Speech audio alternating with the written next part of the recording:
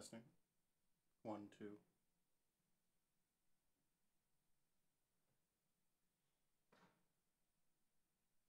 Testing 1, 2.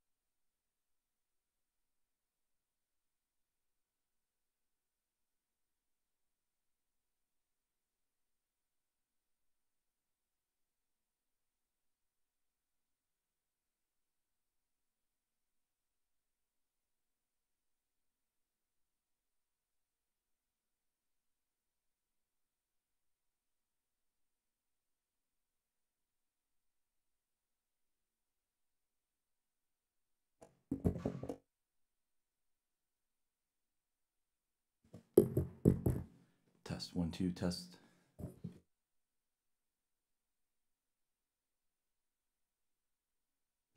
Testing 1, 2, 3. Does that sound good? You can hear me? Okay.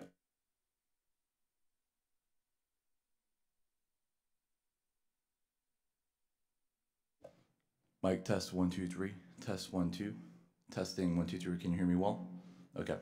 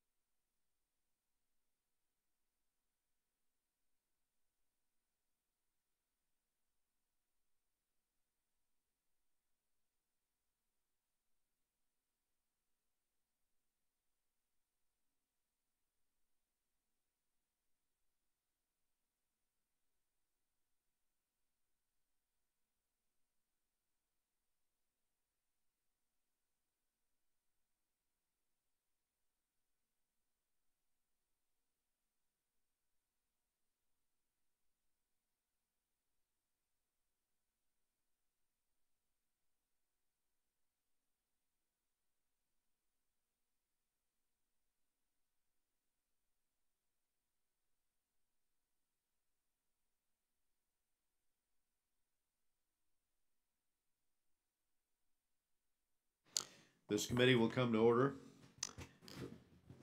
There is no doubt democracy is on the ropes. Freedom House reports that democracy has declined worldwide over the last decade. The question for us is, do we care? And if so, what should we do about it? We better care. Democracy's expansion brought unprecedented prosperity. America is more secure when fewer nations are authoritarian, which is the unfortunate alternative to democracy. Strongmen regimes justify their repression at home by creating enemies abroad. Since the freedom we enjoy is a threat to authoritarian regimes, the U.S. and our allies are natural targets of their aggression. We have seen this with Russia and China and North Korea. And I'd rather trade and do business with a democracy than with a regime. Democracy is morally just. Members of this committee have spent countless hours holding hearings, protesting, and fighting injustice abroad. Human rights are far better protected in democratic countries, ones without dank prison cells full of political prisoners. Democracy is more than just elections. Democracy without the foundation of rule of law or individual liberties, a free press, and a culture of tolerance is dangerous populism or mob rule.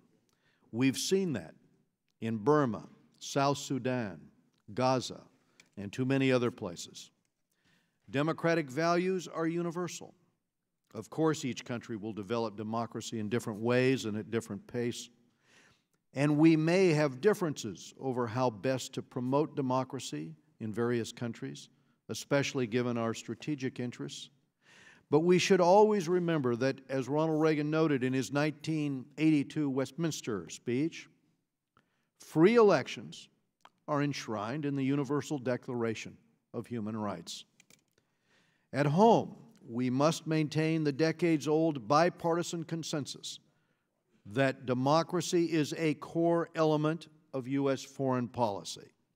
That is why it's important to have the National Endowment for Democracy, the International Republican Institute, and the National Democratic Institute here today.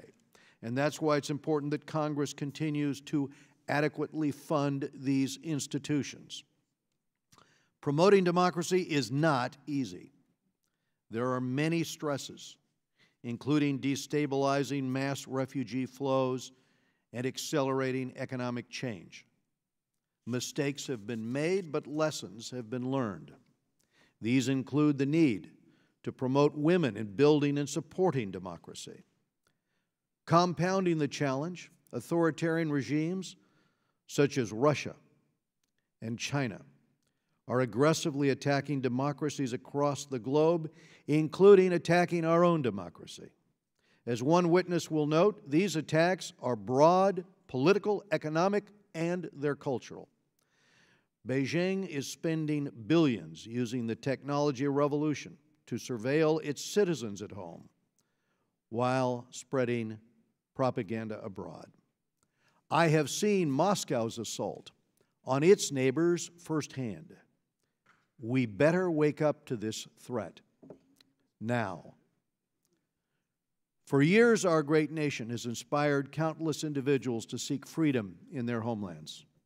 Some have been tortured, murdered for their democratic commitment. Many of them have succeeded. Our wonderful legacy of leadership on this issue has given us power and influence. We must protect and nurture our own democracy for that to continue. And I will momentarily turn to our ranking member, Mr. Eliot Engel from New York, for his opening statement here this morning as well.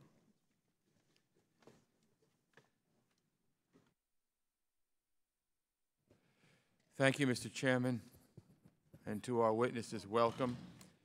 I want to especially thank Ken Wallach for 35 years of service.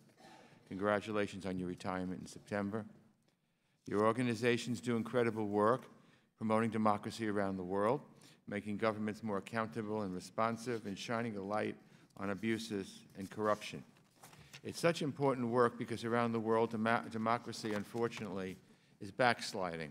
According to the Freedom in the World report, democracy and global freedom has declined around the world for 12 straight years.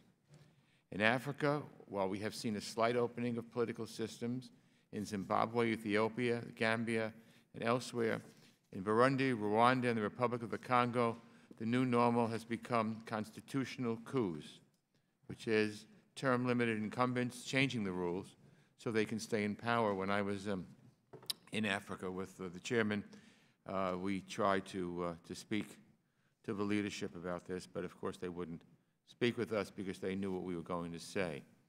Tanzania and Zambia show warning signs of creeping authoritarianism, and more governments are shutting down the Internet to stifle dissent and, by time, to tamper with election results. In the Middle East, Tunisia's progress has been inspiring, and we should help improve the climate for foreign investment there. But it's another story in Egypt, where draconian laws have limited the ability of civil society to operate. And I'm a friend of Egypt, so it really pains me when I see this. The recent elections in Iraq are overshadowed by reports of fraud, which should be cleared up by full recounts before forming a new government. Across Europe, democratic practices have steadily eroded. Turkey's President Erdogan has consolidated power and cracked down on dissent. It's just really disgraceful what's going on in Turkey. In Hungary, refugees and migrants face hostility from the higher levels of government. In Poland, free speech and an independent judiciary are under attack. Now, much of this is driven by Russia, a fake democracy, whose leader, Vladimir Putin, seeks to undermine Western unity and discredit democratic institutions. Since 2014 in Asia, there's been a military coup in Thailand, a populist leader elected in the Philippines who shoots people on sight because he thinks they're involved with drugs, ethnic cleansing in Burma at the hands of the military, very disappointing. Cambodia's prime minister of 33 years has neutralized political opposition, and China grows more aggressive in oppressing its own citizens, quietly promoting its authoritarian model around the world as an alternative to Western democratic values and chipping away at international norms. Here in our neighborhood, in our hemisphere, Nicolas Maduro has turned Venezuela into a full-blown dictatorship with sham elections, political prisoners, and a denial of the country's humanitarian crisis. Taken together, these cases and others become a problem for our national security.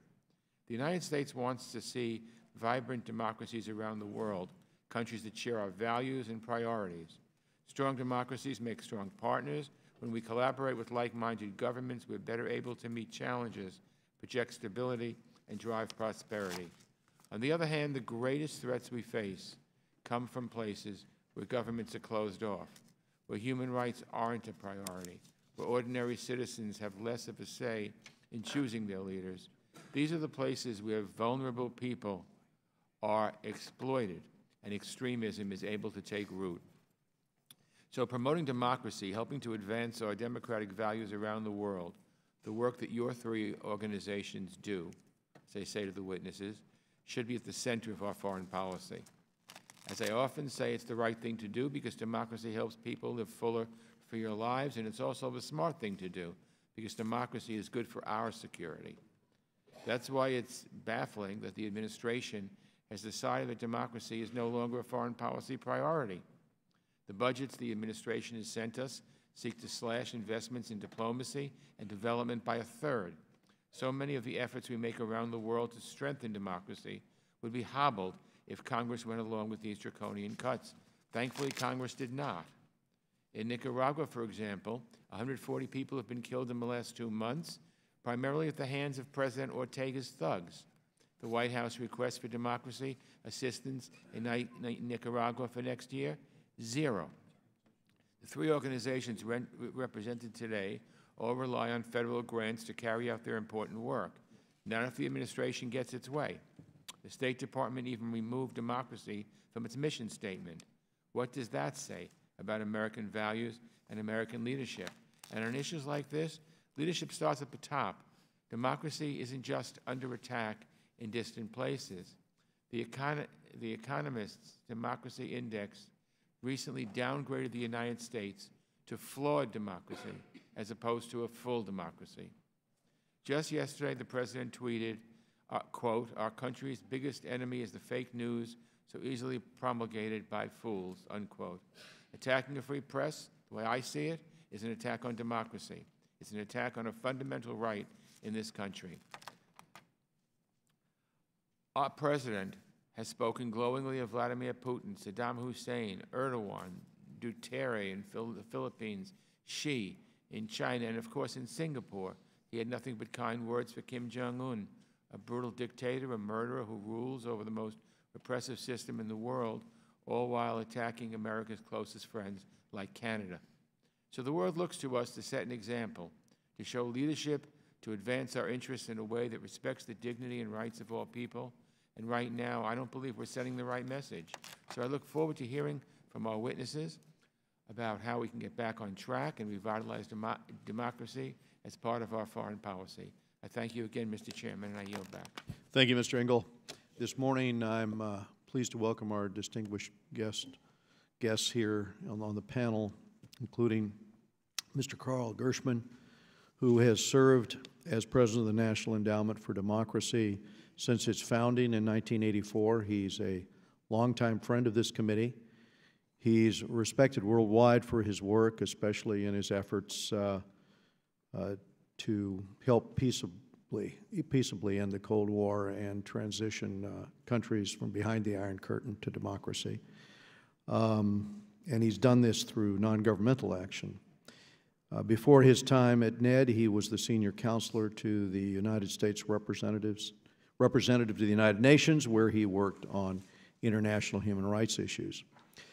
Mr. Daniel Twining is the president of the International Republican Institute, and previously he served as the counselor and director of the Asia program at the German Marshall Fund of the United States. He also worked here in Congress. He worked here as a foreign policy advisor to Senator John McCain. And we have Mr. Kenneth Wallach. He is president of the National Democratic Institute.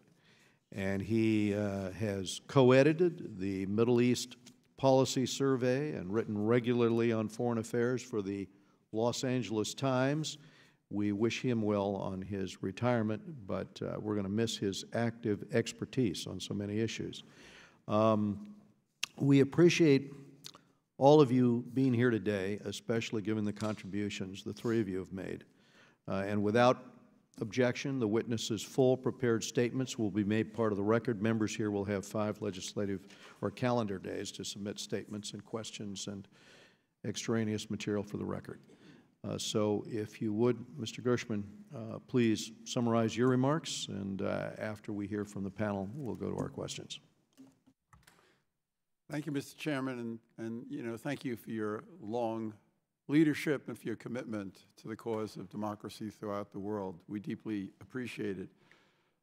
I agree with you that democracy is on the ropes, Freedom House data and so forth, resurgent authoritarianism, democratic backsliding in many countries, the sharp power phenomenon that we've called attention to.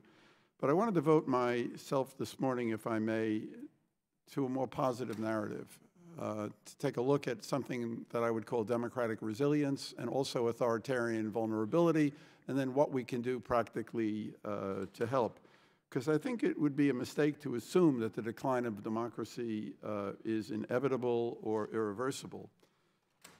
I'd call your attention, for example, to some recent events, among them the remarkable democratic transition in Gambia, the fall of a corrupt Zuma government in South Africa, the stunning victory of democracy in Malaysia, and the freeing of opposition leader Anwar Ibrahim, the equally stunning triumph of democracy in Armenia, and the successful local elections in Tunisia that are, in my view, a decisive step forward in the Arab world's first democracy. These are just a few of the examples that I could give of recent democratic advances. There's Slovakia, interesting developments in Ethiopia.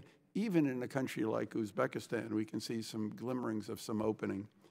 They show that we should never underestimate the desire of ordinary people for freedom and dignity or the extent of the anger at corrupt and unresponsive government officials.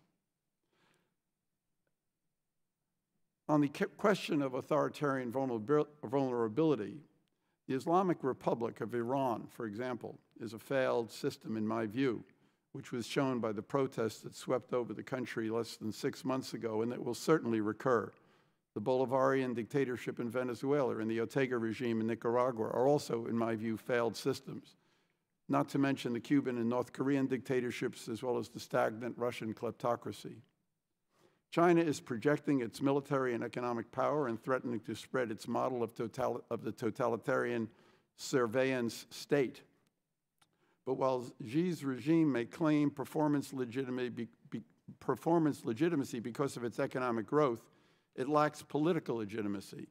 Why must Xi prohibit what he calls historical nihilism, meaning any discussion of the Tiananmen Square massacres or the Maoist disasters like the Cultural Revolution and the Great Leap Forward?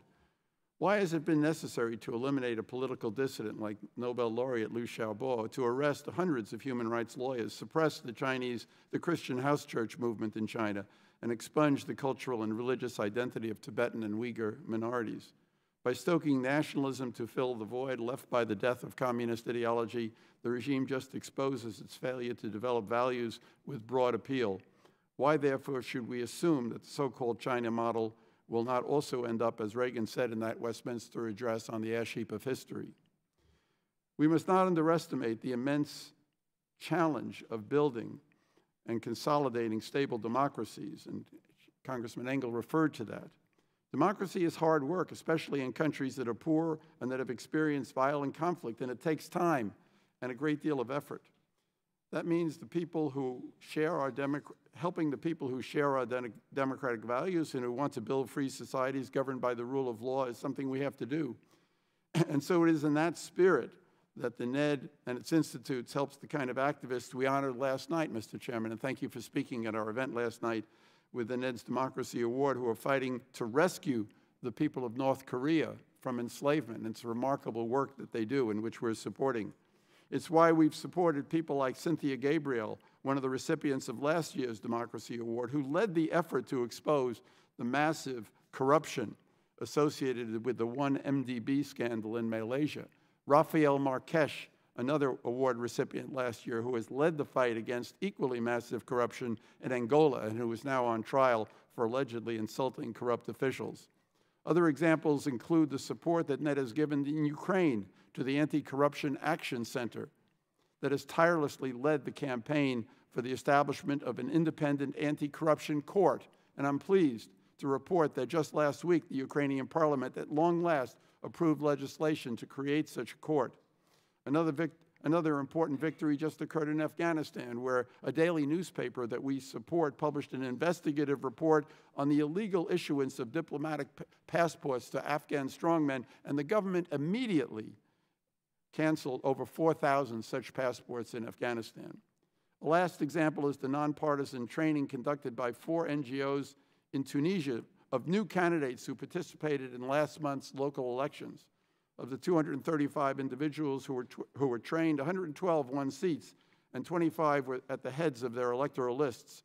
These elections have made democracy in Tunisia more inclusive and responsive, dealing a blow to ISIS, which has been able to recruit young people in Tunisia who are frustrated over the failure of the revolution to produce meaningful social and economic change. Mr. Chairman, I could go on and give many other examples of dedicated NED grantees whose work is advancing American values and security around the world. Our job is to empower such brave people and to let them know that they are not alone, because they have the support of the American people and the American Congress, of course. This, I believe, is what Reagan meant when he said at Westminster that as important as military strength is, and I quote, "the ultimate determinant in the struggle that is now going on in the world will not be bombs and rockets, but a test of wills and ideas, a trial of spiritual resolve, the values we hold, the beliefs we cherish, and the ideals to which we're dedicated. We can win this test of wills and ideas if we have the spiritual resolve to fight and to stand with and support people around the world who are struggling to build democratic societies. If we do this, we will make the world a safer and more peaceful place, and America and the values upon which this nation is founded will be strengthened as well. Thank you, Mr. Chairman. Thank you, Carl, for that testimony today. Thank you. Dan Twining. Say, Dan, turn that up or hit that button. Got it. There we go.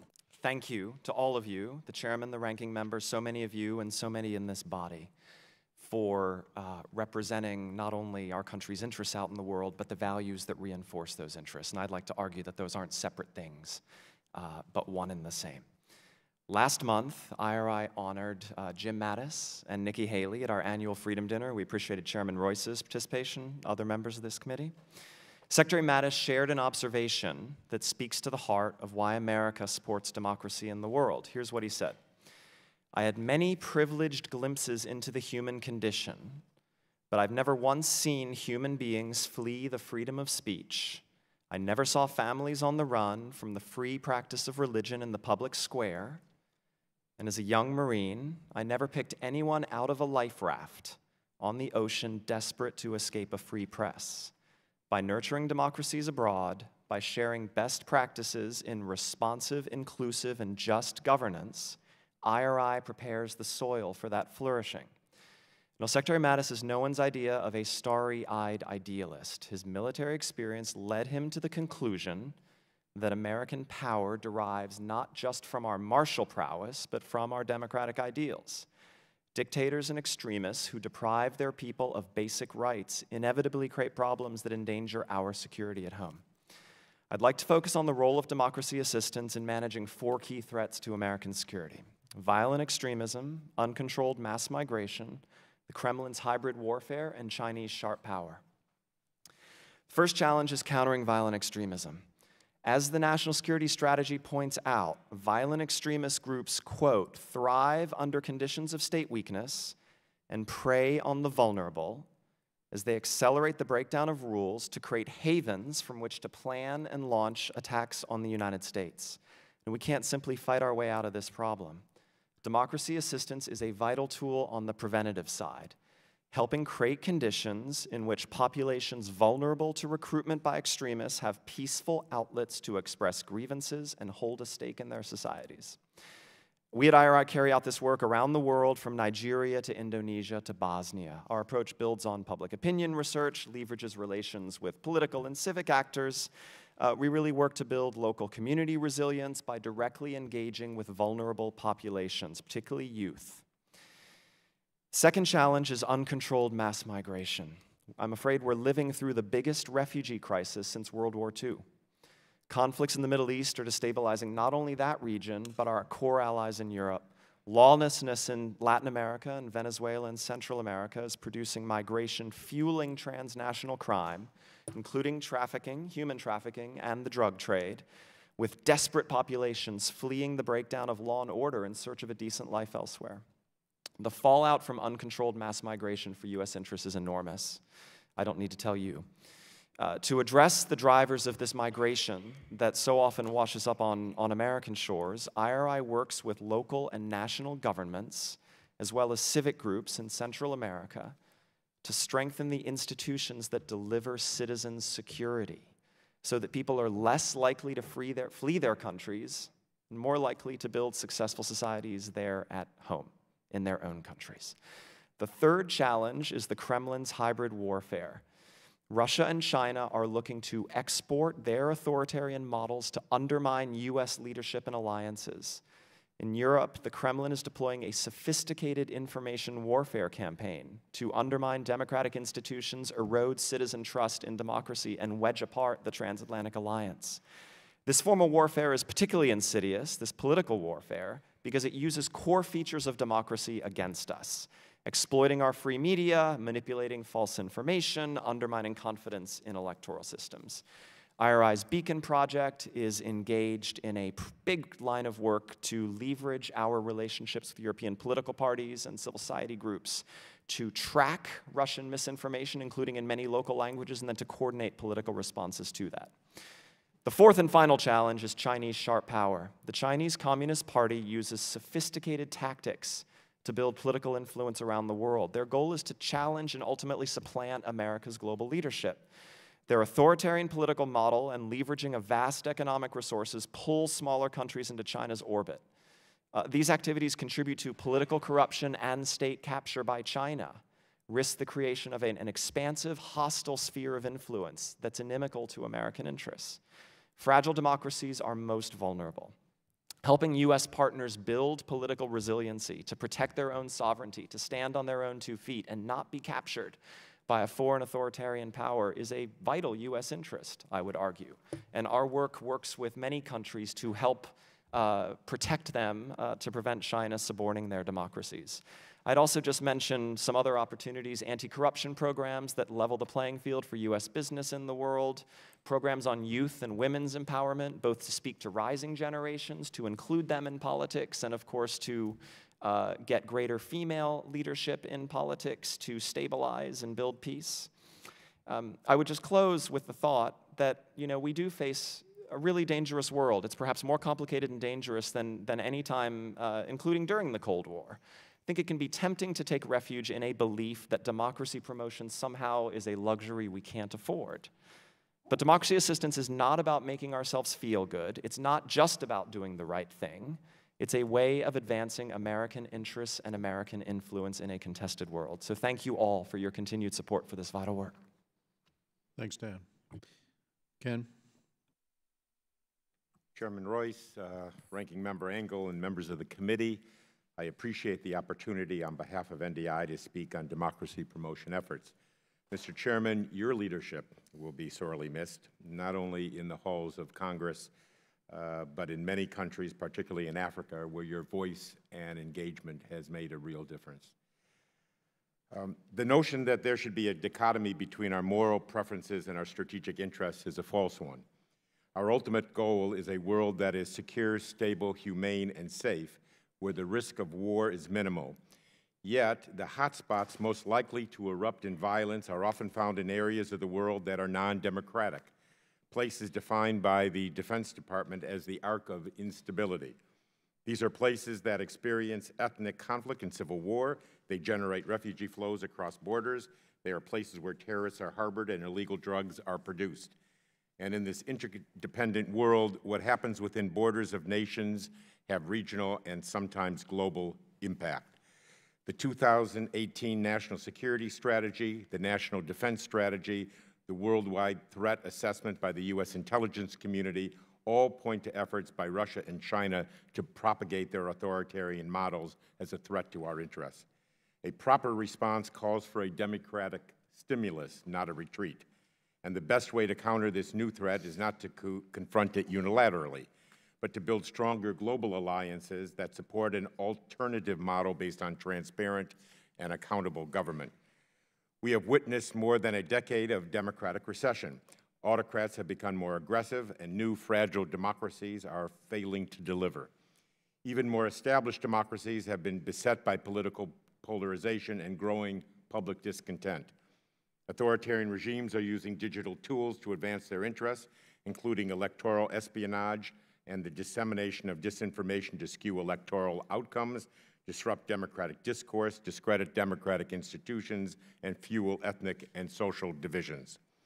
NDI has responded by providing cybersecurity support, assisting efforts of civic, media, and political groups to detect, expose, and combat disinformation, and conducting new types of public opinion research to identify populations that are most susceptible to Russian disinformation and develop messages that can build resilience.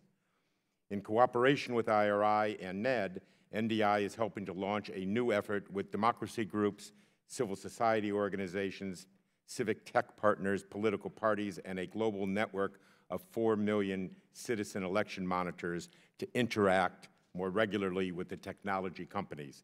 Among other purposes, this Design for Democracy coalition will identify disinformation that subverts democratic processes so tech companies can find speedy resolutions. Now, despite recent declines in democracy, there is another more positive story. Public opinion polls in every region of the world show large majorities agree that democracy is the best political system. Democratic change and rising citizen demands for democracy in such diverse places as Ethiopia, Armenia, Malaysia, Slovakia, and Nicaragua are but a few examples in recent months. Some have argued that the Arab Spring unleashed a new era of instability in the Middle East by toppling repressive but so-called stable regimes. However, the idea that autocracy equals stability collapses under scrutiny as the remaining supposedly stable regimes are increasingly the locus of conflict. In contrast, those places that are going through democratic transition, like Tunisia, or political liberalization, like Morocco and Jordan, are better able to address economic challenges or threats from extremist ideologies and groups. I would like to highlight two democracy efforts in challenging environments: Ukraine and Syria, which is seemingly one of the most unlikely places on earth to find good news on this front. Ukraine faces severe economic problems and deeply rooted corruption, not to mention occupation in the south and a war in the east. However, NDI's research shows that Ukrainians are virtually united in their view that democracy is the best guarantor of their independence and sovereignty. Ukrainians can point to concrete achievements in recent years. These include the emergence of new political parties that have national reach and are focused on citizens they represent rather than on oligarchs who would finance them. Brought together by NDI in partnership with the European Parliament, party factions in the Rada are overcoming deep fragmentation to agree on procedures that will make it easier to build consensus around reforms. In NDI programs alone, more than 45,000 citizens have engaged directly in the national reform process and reaching more than 1.3 million citizens through the media. These are the kinds of bottom-up changes that, given time and continued support, can put down deep democratic roots. Another story of democratic resilience is unfolding in Syria. In northern Syria, citizen groups are prioritizing community needs, and local administrative councils are responding by providing critical services. 50 NDI governance advisors are working each day in 34 locations to advise citizen groups and administrative councils and bringing them together to solve problems. Courageously, these groups and councils have challenged extremist groups which have sought to establish parallel governing structures. As one regional news outlet noted, you may think Syrians are condemned to an unpleasant choice between Bashar al-Assad and the jihadists, but the real choice being fought out by Syrians is between violent authoritarianism on the one hand and grassroots democracy on the other. Mr. Chairman, the citizens of our country have held the conviction that to secure the blessings of liberty for ourselves and our country, we must establish government that derives legitimacy from the consent of the people. We received help of others in our founding and have assisted those around the world who stepped forward, sometimes at great risk to their own countries and to their personal lives, to promote, establish, and sustain democracy. Our nation has benefited from the peace that global democracy produces and the economic opportunities that it creates. Thank you very much. Thank you, Mr. Wallach. I think, I guess the dichotomy here is that your data that you're expressing shows that in terms of support for grassroots democracy worldwide, that's on the upswing in terms of how people feel, what people want to see. And the Freedom House statistics then reflect the sales pitch of authoritarian regimes, in particular Moscow and Beijing, and their efforts to convince other strong heads of state to move towards their model. So I'll just ask you this. I've traveled throughout Europe, and I've seen firsthand the very powerful impact that information can have, as well, and I saw that in '85 in East Germany with our broadcasts and how impactful or inspirational it was. But I've also seen that damaging power of disinformation that Russia is actively manipulating in order to sow chaos and in order to push an anti-Western agenda in those frontline European states, and frankly, to push it here. And so you're in these countries. How effective are international broadcasting, which is something that Mr. Engel and I have been trying to reform? how effective is that in combating Russia's disinformation campaigns abroad? And are we coming near to neutralizing this threat, or is this continuing to advance? And so, Carl, if I could have your observation. You know, when we published the Sharp Power report in December, we were calling attention to this problem, and it's a growing problem. People are aware of it now, especially you know, because of what Russia has been doing, but it's also, and especially China. And when the Economist magazine picked up the Sharp Power report, they focused more on China, whose efforts are enormous in this area. And I think the importance of having that concept, Mr. Chairman, is that it helped people understand the nature of the problem. If we called it soft power, they wouldn't understand it. They would think it was pretty much what we do. But if you call it sharp power, you understand that you have really undemocratic, hostile powers who are using information to penetrate, to manipulate, to undermine, to control. And that's basically what we have. And the radios are obviously one important instrument, not to counter that in terms of building a defense against this information, but to project a positive message. But you got to build a defense against it, and a lot of the groups that we help, Stop Fake in Ukraine and other groups like that, are being able to identify fake information. We have a dialogue, a very ongoing dialogue with the internet companies to take down a lot of incitement, a lot of fake news. We're connecting our grantees with the internet companies. We have groups like Bellingcat, which is an investigative journalist group. They use open source information, but they've identified, you know, the Russian general who provided the missile that shot down the Malaysian airliner. So this is very, you know, you got to fight back. You need a good defensive, but you need a good offense, and we have to understand that we don't live in a world where everybody loves us or loves the values that we stand for. There are people who are against those values, and we have to develop the capacity within the framework, obviously, of our democratic values to defend those values and to fight back against the attacks upon us.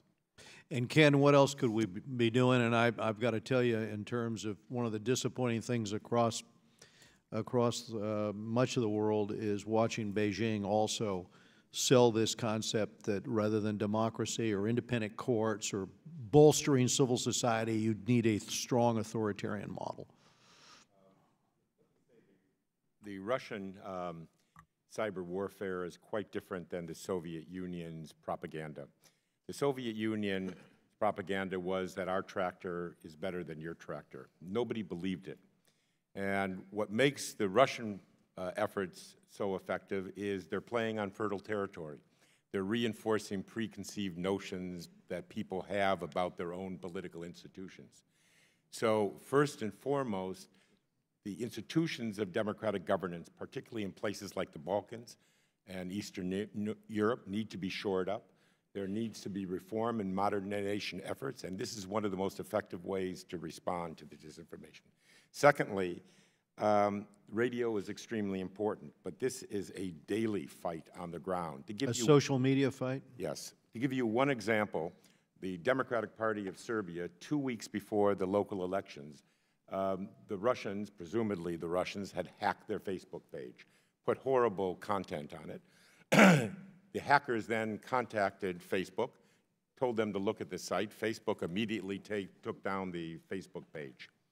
Now, the party didn't know who to contact. They had no contact with Facebook.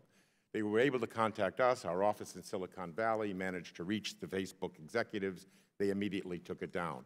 But this is playing out dozens, hundreds, and thousands of times all over the world. And not just propagated by the Russians and the Chinese, it's propagated by authoritarian leaders all over the world. Hun Sen of Cambodia, Duterte, majority of the news about them are generated by bots. So this is now a tool that everybody is using, some of it external threats, some of it done internally by non-democratic forces. Thank you, Ken. Elliot? Thank you, Mr. Chairman. Let me say to all three of you again that I so much admire the good work that you do and the organizations you all represent. They're three outstanding organizations, and those of us who have been on this committee for many, many, many years are very aware of the fine work you do. So I want to reiterate that and thank all three of you. Mr. Chairman, before I ask my question, I'd like unanimous consent to enter into the record a document by the Democracy in Europe Working Group signed by over 60 former administration officials and members of Congress, democracy experts, and human rights activists, which lays out growing concerns regarding democratic backsliding in Europe. Without objection. Thank you, Mr. Chairman. I want to ask my first question involving something I said in my opening statement, and I've been saying for the past year and a half on this committee, as have we all on both sides of the aisle. That's the budget that's woefully inadequate. So let me start with you, Mr. Gershman. We understand the critical importance of the NED's work and that of NDI and IRI around the world. The budget proposal for fiscal year 2019 requested $67 million for NED, which is a 60% cut from the amount, which is $170 million, that Congress has appropriated yearly since FY16. Not only did the FY19 budget of the administration gut NED's funding, it also took aim at Congress's funding of your four core institutes. Again, NDI, IRI, the Center for International Private Enterprise, and the Solidarity Center. Let me ask, what effect would the drastic budget proposal have on your ability to fund democracy activities? And if the budget became law, what would you have to cut? And how do you prioritize when the needs are so great? Thank you very much for that question. I mean, there are obviously two fundamental problems with the OMB budget request for fiscal 2019, the amount and separating us from the four institutes. And both of these are devastating. I don't even want to get into now what we would have to cut. They're devastating, utterly devastating. It would virtually kill the whole program. And it's based upon, in my view, just a failure to understand what we do and the value of what we do. And I should point out to you, Congressman Engel, that we are in close touch with the NSC, with OMB, to try to talk about these issues. It's partly an educational process. It's also political. And to try to explain why NED is both effective and cost-effective. Effective, I think, because we have a multi-sectoral structure. It's also labor and business that is part of this, in addition to our political parties, with the civil society groups that the NED supports directly, which is a broad and extremely effective and also cost-effective operation. Cost-effective because we're not imposing things on people. We're supporting bottom-up processes. We're responding to demands that are on the ground, finding the best groups and helping them. And so this is something that works. And I think Congress understands, as I look around this committee, Congress understands that this is something effective. And in a way, we've always been an institution of the Congress. I look at Dante on the wall and Tom Lantos and Henry Hyde, Ben Gilman, Ileana. I mean, you people have understood what this is all about from the very, very beginning. And we do have a problem now in terms of explaining this and educating a new generation who don't necessarily have the same history. And this is something we have to do. And things like we did last night when we brought these leaders of 4 North Korean NGOs to the Congress and got them around so people could meet them to see what they do with the defector organizations, North Koreans who've defected from North Korea, who are now working both to rescue people and also to reach into North Korea with information, breaking down the communications blockade, the information blockade that the regime in North Korea has established. When people understand this in concrete terms and see how far small grants can go in assisting people who are on the front lines of the struggle for freedom, I believe we're going to get that support, and we just have to keep fighting that. Thank you. Several formerly democratic countries, as I mentioned in my statement, opening statement, have moved in a decisively autocratic direction over the last several years, from Turkey to Venezuela to Russia. Authoritarian leaders are diminishing democratic space, squelching the free press, and undermining the independence of their judiciaries. So let me ask Mr. Twining, Mr. Wallach, can your organizations function in these and other countries which have backslid so far? Is there ample latitude for effective employment of democracy promotion in places like these? Sir, there is. Some of the work has to be offshore. Obviously, all of it is in very tough conditions. We also need to play a long game. And I'll give you another example. You mentioned some backslipping. But in Malaysia, IRI has been working with the opposition there since 2002. Malaysia was essentially a one-party majoritarian state. The ruling party had ruled since 1957. It had gerrymandered all the districts, given itself every advantage. But in this last election, a month ago, the opposition won for the first time in 60-something years. And that was an example of playing the long game, right? We, the United States, supported a democratic opposition that is now in charge of this very strategic country, right there on the front lines of the South China Sea, right there on the front lines of the Islamic world's intersection with the rest of Asia, and that's good for America. So we look at a country like Russia, and we see a leader who looks very strong, but frankly who is very brittle and frankly quite insecure. And we know that Russians would like to have a choice and a different future, a much more European and prosperous future than he can offer them. Mr. Wallach? Let me just say, operating in the so-called semi-authoritarian regimes, in which you have the forms of democracy, you have elections, you have political parties, you have civil society groups, some media, but in fact, one party, one individual, one family controls all aspects of society and all political institutions.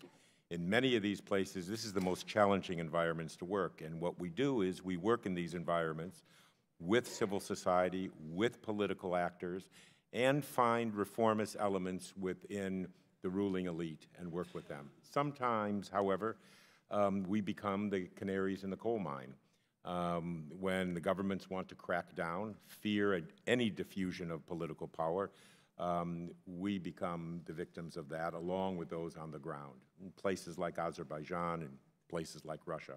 And as Dan said, we have begun to work offshore in these places using long-distance learning, bringing people out. We use technology so they can share information among themselves.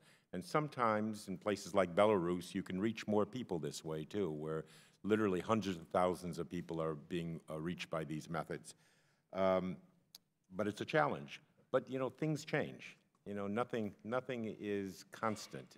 In Armenia, for example, now there is a welcoming and an opening for the international community to return, to help institutions, newly created institutions, helping the government reform, to communicate. And so, ultimately speaking, we play the long game in all of this. We understand that this is a process. It's not a destination, and democracy isn't linear. But I think there have been many places where we were not welcome, but we have returned as openings took place. Ileana Ros-Lehtinen. Thank you so much, Chairman Royce and Ranking Member Engel, for your leadership and holding this important hearing. Ted and I, in our Middle East and North Africa Subcommittee, held a similar hearing last year when we heard from IRI and NDI, who are with us today, as well as from IFES and Freedom House. And these organizations make up 4 major implementers of U.S. democracy and governance assistance. I'm grateful to each and every one of them, as well as to Ned, for their constant efforts, not just in the Middle East, but every place where freedom and human rights are under attack. One of my biggest concerns is the increasing amount of collaboration between repressive regimes as dictators and their accomplices get together and they share best practices and techniques for crushing dissent. We see it in places like Egypt, where Sisi is using similar tactics deployed in other countries and implementing choking restrictions on NGOs, on foreign aid, and the media. And we see it in places like Nicaragua, and thank you to all of you who have brought that up, where the Ortega regime is not only executing Cuba's playbook, but staying in close contact with its operatives to co-opt institutions and repress the Nicaraguan people. And this collaboration problem is only going to get worse in the years ahead. I'm concerned that we either aren't recognizing it or we're failing to give it the attention that it deserves. We cannot afford cuts to democracy and governance programs right now, or when it's appropriated, fail to implement programs because of directives from the White House or our embassies abroad. So I have two questions for the panel.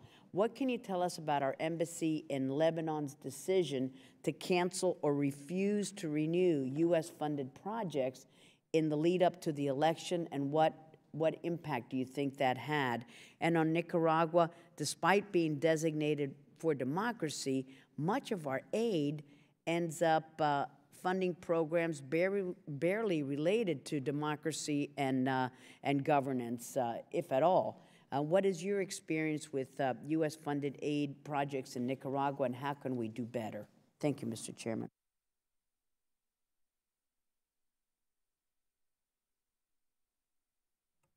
In the case of Nicaragua, we have been working there for the past 5 years, well, going back earlier times, but our latest effort, we have been working on youth leadership programs and have worked with more than 8,000 youth on a very extensive coursework and academies to develop youth engagement.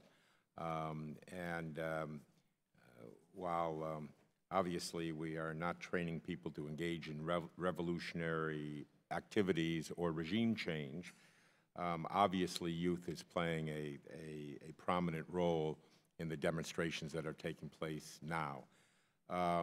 Our programs, and I believe the programs of IRI, have been supported by both the NED and USAID, and I think that there is a commitment on the part of USAID to continue this effort. It's a very tense and difficult time right now, but I think there is a commitment. In terms of the Lebanese elections, we were in Lebanon for the elections with an international observer delegation. This was funded by the National Endowment for Democracy.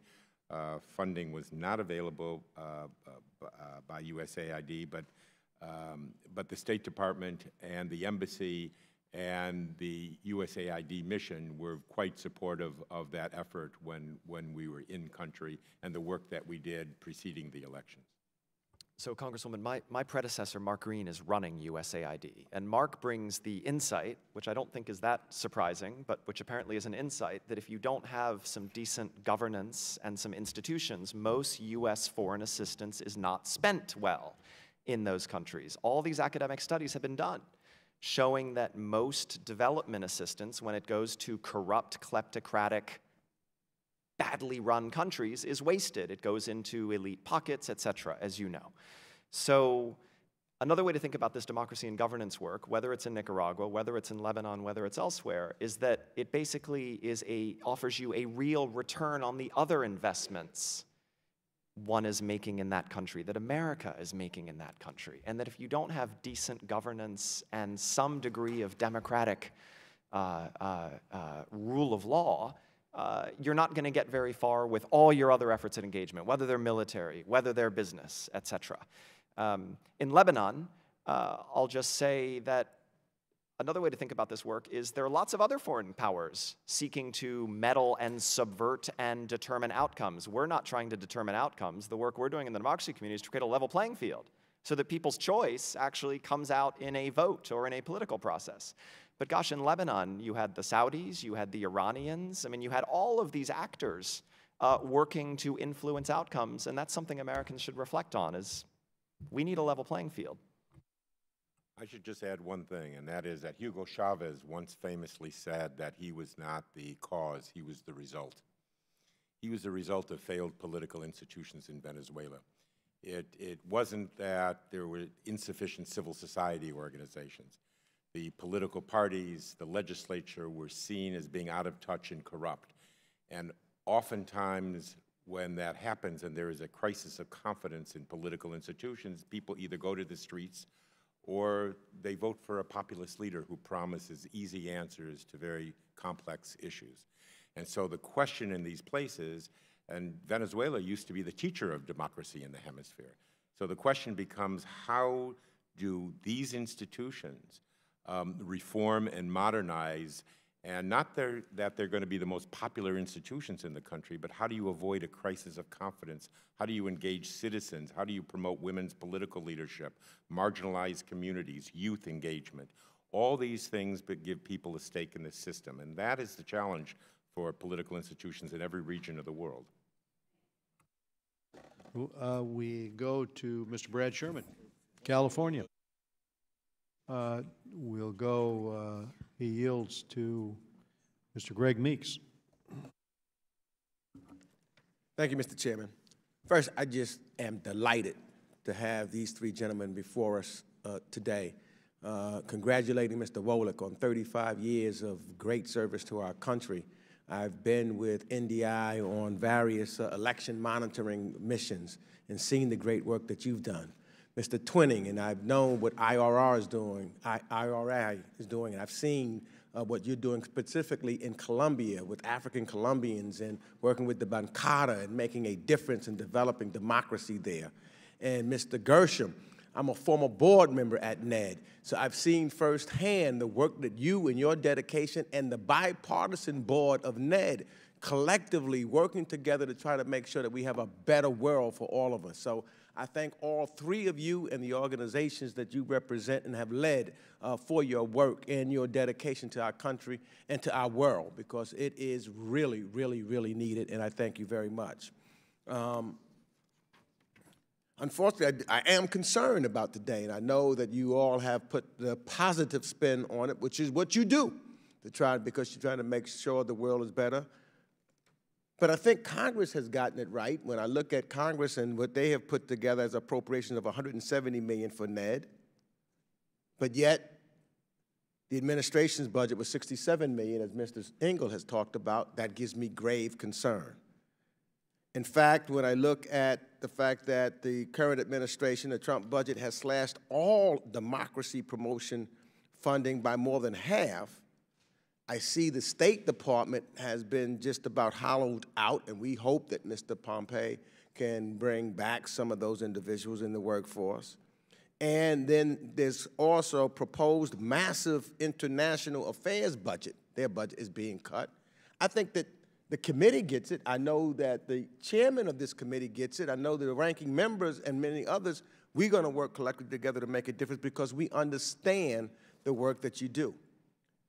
I think it was Mr. Gershom who indicated that education is important now because of a different generation and different folks, and unfortunately a different administration also. So I think, and part of that, and, you know, as I travel, particularly in Europe, as I'm the ranking member on Europe, and I've gotten folks coming back and forth, I've been hearing a lot from our European allies that the president's embrace of strong men and shunning of democratic allies and his attacks on our own democratic process and institutions, it's damaging us. So, but maybe what we can do, and I'll start with you, Mr. Wolick, could you please address the difference between your work, democracy promotion, and meddling? Because some say that what we're doing is meddling and getting involved. Can you explain the difference between those things? Well, this has been part of the Russian propaganda campaign as well. Russia, as the United States is a member of the OSCE, the Organization for Security and Cooperation in Europe. The OSCE was established based on democratic principles that all member states must abide. So when we're working in countries, particularly in that region of the world, Congressman, we are working under the principles established by the OSCE, which requires member states to adhere to those principles. Our engagement is not to spread falsehoods, is not to create fake news, it's not to try to disrupt the process, it's not to try to spur conflict in countries. What we're trying to do is promote the principles, values, processes, and institutions that are enshrined in an intergovernmental organization. And our work is to try to help people engage in the political process. It's to help people monitor the political process, which is their right. It's about engagement, it's about monitoring, and it's about helping promote the integrity of the process. Russian efforts are exactly the opposite. It's designed to subvert a process in these countries and try to skew outcomes. And it's a little bit like one doctor who prescribes poison to a patient and another doctor who prescribes life-saving medicine to a patient. I mean, they're both being prescribed by a doctor, but one kills and one hopefully helps to cure. We'll go to Mr. Rohrabacher of California. Thank you very much, Mr. Chairman, and I'm perplexed by some of the testimony today, and I will have to say that over the years, I have been, one of the greatest things I've been proud of is Ronald Reagan's making human rights and democracy a major part of his administration's goals. But let us remember that Westminster speech. I remember it very well. I worked in the speechwriting department during that time, and I'm not taking credit for the speech, however. Please let me note that. But in pursuing democracy and human rights, and basically we needed to make sure that we did not, and it was very clear that we did not take away and work against those regimes that were imperfect or had problems, democratic problems, in a way that it would result in strengthening the Soviet Union and permit communist governments to exist where flawed, maybe authoritarian governments. In fact, Carl and I know very well your former boss, Gene Kirkpatrick, who was one of my great heroes and still is, differentiated between authoritarian and totalitarian governments. And what we've gotten so far away from Gene Kirkpatrick, what we have are policies that undermine democratic governments and to the benefit of what is our major threat today. Ronald Reagan wanted to use, and what worked, was make sure we supported democracy and human rights to defeat the major threat of the day, which was Soviet communism. All right? Today, our radical Islamic terrorism is the major threat to Western civilization today. And if we end up undermining governments like in Egypt, undermining Egypt right now, as imperfect as General Sisi is, and we end up with a government that is controlled by radical Islamic terrorists, we have done a great disservice to our people and to the world. And let's not just be, we can speak all these cliches. We all believe in those phrases that our founding fathers came forth and put forth to the country, to the people of the world. Life, liberty, the pursuit of happiness given to all human beings. We believe in that. But if we are so arrogant that we interfere with other people's democratic process because they are flawed, and it results in radical Islamic terrorism or Chinese homogeny, then we have done a disservice to the world, and I see that creeping into our policies. I don't know why Indonesia was selected. Isn't our involvement in the Indonesian government, isn't that meddling? I mean, Indonesia has a somewhat democratic government. And I see these complaints coming from all over the world now about how did we or did we not involve ourselves heavily to undermine the democratically elected government of Yanukovych in Ukraine. And what did it bring us? It brought us turmoil and conflict that if we'd have waited and let that government be elected because of its flaws, unelected, we would not be in this situation today where the world is more likely to go into conflict because of that. I don't believe the Russians would have invaded Ukraine had we not arrogantly involved ourselves to overthrow that democratically elected government in Ukraine. And what we need to make sure is, we had a comment about the Arab Spring. I will tell you this about the Arab Spring. The Arab Spring may have brought more threat to this world than freedom. I remember very well the Shah of Iran, who was, yes, had a very flawed government, a very flawed government. But you know what? We should have stuck by the Shah of Iran, and it would be a more peaceful world and a world with more freedom in the world had we stuck with the Shah of Iran rather than cut him off at the knees. And we see that with Mubarak in Egypt. When we cut Mubarak off, we ended up with a government leader who was a follower of the Muslim Brotherhood. These things, look, if we're Americans, we believe in freedom and we believe in democracy. But we better make sure that we know what Ronald Reagan did when he gave that Westminster speech. We cannot permit that to allow the greatest enemy of freedom and democracy to come to power in various countries. So I've had my say. I know I'm making everybody mad at me, but I had to say it.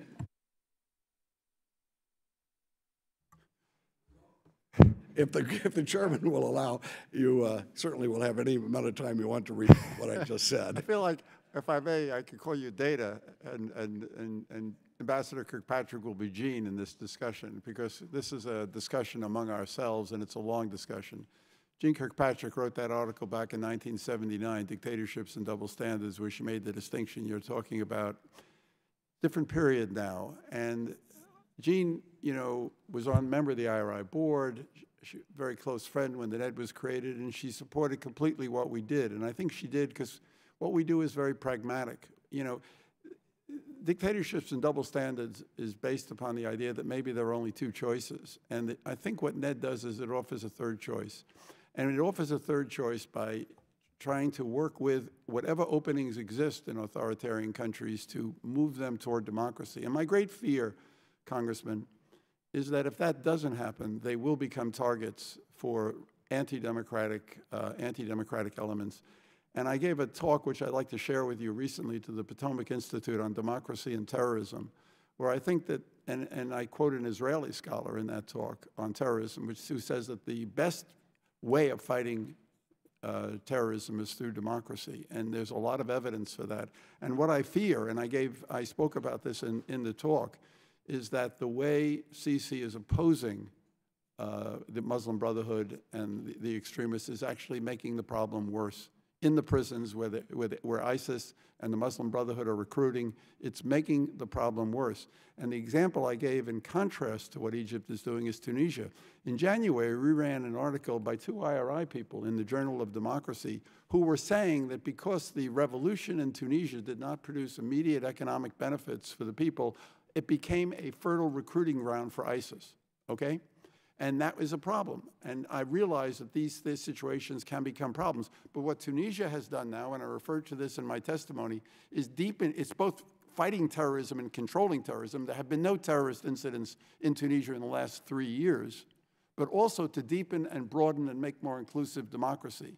And I think a tremendous step forward in the Middle East's first Arab democracy was taken on the May 6th local elections in Tunisia, and where we all were involved in that, which I think the majority of the candidates were young people in those elections. And through those types of elections, you've made democracy meaningful to people. You've told them that their voices count.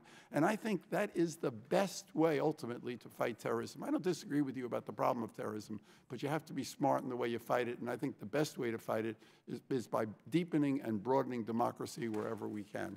Mr. Brad Sherman of California. I think we need to avoid a belief that what we do in Washington controls the whole world and everything is all about us. The Shah fell. I'm not sure there's anything that happened in Washington that caused that or could have prevented it. Mubarak fell, trying to install a corrupt son to be his successor. I'm not sure there's anything that could have happened in Washington that would have preserved him. It meets the psychological needs of both the Iranians and Americans to say that in the 1950s we saved the Shah. That massively overstates our importance, but overstating our importance makes us feel good, and overstating the degree to which Iran is subject to foreign manipulation meets the psychological needs of many Iranians. North Korea. I'll ask the witnesses, or at least whoever answers first, is there a more repressive regime in the world? Can anyone name one? No, this is the most repressive regime. To in the what world. extent do we undercut our credibility by not even mentioning how the North Korean people are treated when our president is in Singapore? Congressman Sherman, we honored yesterday in the Congress 4 North Korean groups working on human rights in North Korea, and it was a great celebration of that. I'm not. You're And a one of the wonderful people- organization. One of the people we honored yesterday was the young man with the crutches who was celebrated during the State of the Union address. I just want to note that. I'm going to ask also Mr. Wallach. Okay, but, does but it? Does, what I do want to say is, Mr. Gershman, it's my time. I'm in gonna my ask view, Mr. in my I'm going to ask Mr. Wallach to respond. okay, but let me just say one more. I'm not sure the chairman will give me 3 or 4 extra minutes to allow the longest to allow long responses. give If me you one will, sentence. then you're free to continue. One sentence. One sentence. Thank you. I don't think any meaningful nuclear agreement is possible without promoting and defending human rights.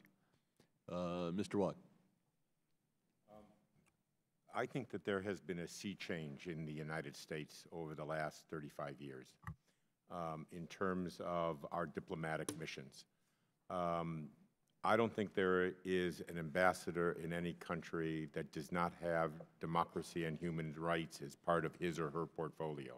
That didn't exist 35 years ago. Now, in some places, it's not the #1 agenda item. I understand. It may not be the 2nd, the 3rd, or the 5th.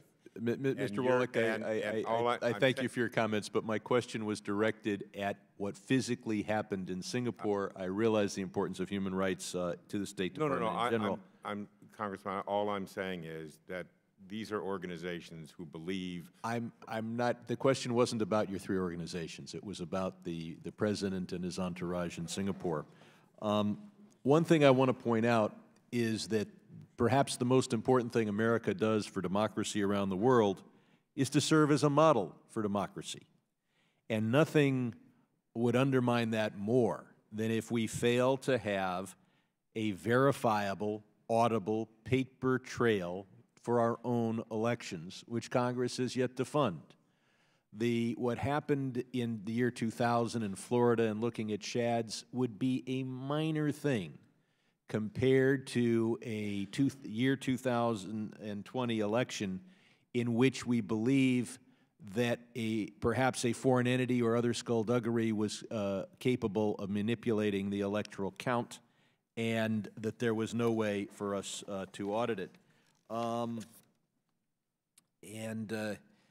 want to turn our attention to Yerevan and Armenia. Ned has allocated $1.3 million last year. Now we've seen a real move toward democracy. Are you going to do more given the fluid situation there? Thank you very much for that question, Mr. Chairman. Yes, the answer is yes. Our board, which meets later this week, is making Armenia what we call a country eligible for contingency funds, which are funds set aside for new situations. And obviously, what's happened in Armenia is very new. And I think there are several priorities that have to be addressed. I mean, there are going to be quick elections that have been called in Armenia, and those elections, have to have integrity to them to give legitimacy to the current Pashinyan government. There is a parliament that oversees this, and government officials are really new to the governing game. The system has been controlled by a centralized authority for a number of years, and so a lot of training is going to have to be necessary for some of the new government officials. And then finally, there's going to be a big information war, the kind of issue raised by Congressman Royce. And it is very essential in this period, and this is what the groups that we help are doing, is to get people reliable and independent information so that they can make the judgments based upon the disinformation that is going to be promoted by the forces that have just been removed from power. Let me finally comment that we have to believe in democracy and elections even when we're on the losing side. And we can't be for overthrowing a democratically elected government even if the people doing it are westernized, waging a color revolution. If the government was legitimately elected, the fact that it has lost popularity in the capital city should not be a reason for discarding democratic institutions. And a government does not fall because it becomes unpopular on a particular day under most constitutions. I yield back. We go to Mr. Steve Shabbat of Ohio. Thank you, Mr. Chairman. Nicaragua appears to be heading in the same direction, off a cliff, as Venezuela and Cuba before that. The brutal thug, Daniel Ortega, has been using lethal force against innocent protesters, having already killed approximately 150 people. Many more have been wounded or been tortured or have just disappeared. There was a massacre of innocent protesters, many of them women, on Nicaraguan Mother's Day recently, very recently. Pro-government Sandinista mobs and gangs are terrorizing and killing its own innocent people. What can be done to help innocent Nicaraguan civilians who are being brutalized by their own government? Whoever would like to handle that. You want to? Well, Nicaragua happened almost at the same time as Armenia, and they had so far very different outcomes. In Armenia, the government withdrew. It was not overthrown. The Surge government withdrew, and a new government came in, and they're going to have elections. In Nicaragua, the church intervened. There was an uprising. The church intervened to try to have a negotiated settlement there, and that's fallen apart. And we just have to stay with, I mean, it was the young people especially in Nicaragua, the students. And we, you know, I was impressed, by the way, in both Armenia and Nicaragua, that a lot of the groups that we were supporting just to do regular training programs, leadership training, information programs, when these events happen, these are people who are in the middle of the struggle. It's not something that we're doing. It's their struggle. But if you sort of find the most creative and dynamic and dedicated Democrats, they're going to be in these struggles when an opportunity comes, and it happened in Nicaragua with the announced reform of the pension system. It was the spark that led to this uprising. These young people were in the forefront of this struggle. And they need continued support and solidarity. There are media groups there that need continued support and solidarity. We have to work with and help the church, which is trying to mediate this conflict. And we have to let Ortega know that there really is no future for his regime. He's lost his legitimacy. A lot of the young people who are in the streets were former supporters of the Sandinistas. He has lost those people. And Nicaragua has to move now toward a more, on a democratic path. That's going to be a very complicated thing because, you know, there needs to be a political strategy developed by the people in Nicaragua to lead to this. There's no real party right now which can offer an alternative to Ortega. They're going to have to do that. But we just have to continue to support the civil society, media, and other elements that are the authentic democratic elements and that are outraged by the really utter corruption and the you know, the undermining of all these so-called claims to democracy that Ortega had. He's lost his legitimacy. It's time for him to go, and we have to sort of see this process move forward peacefully. Thank you.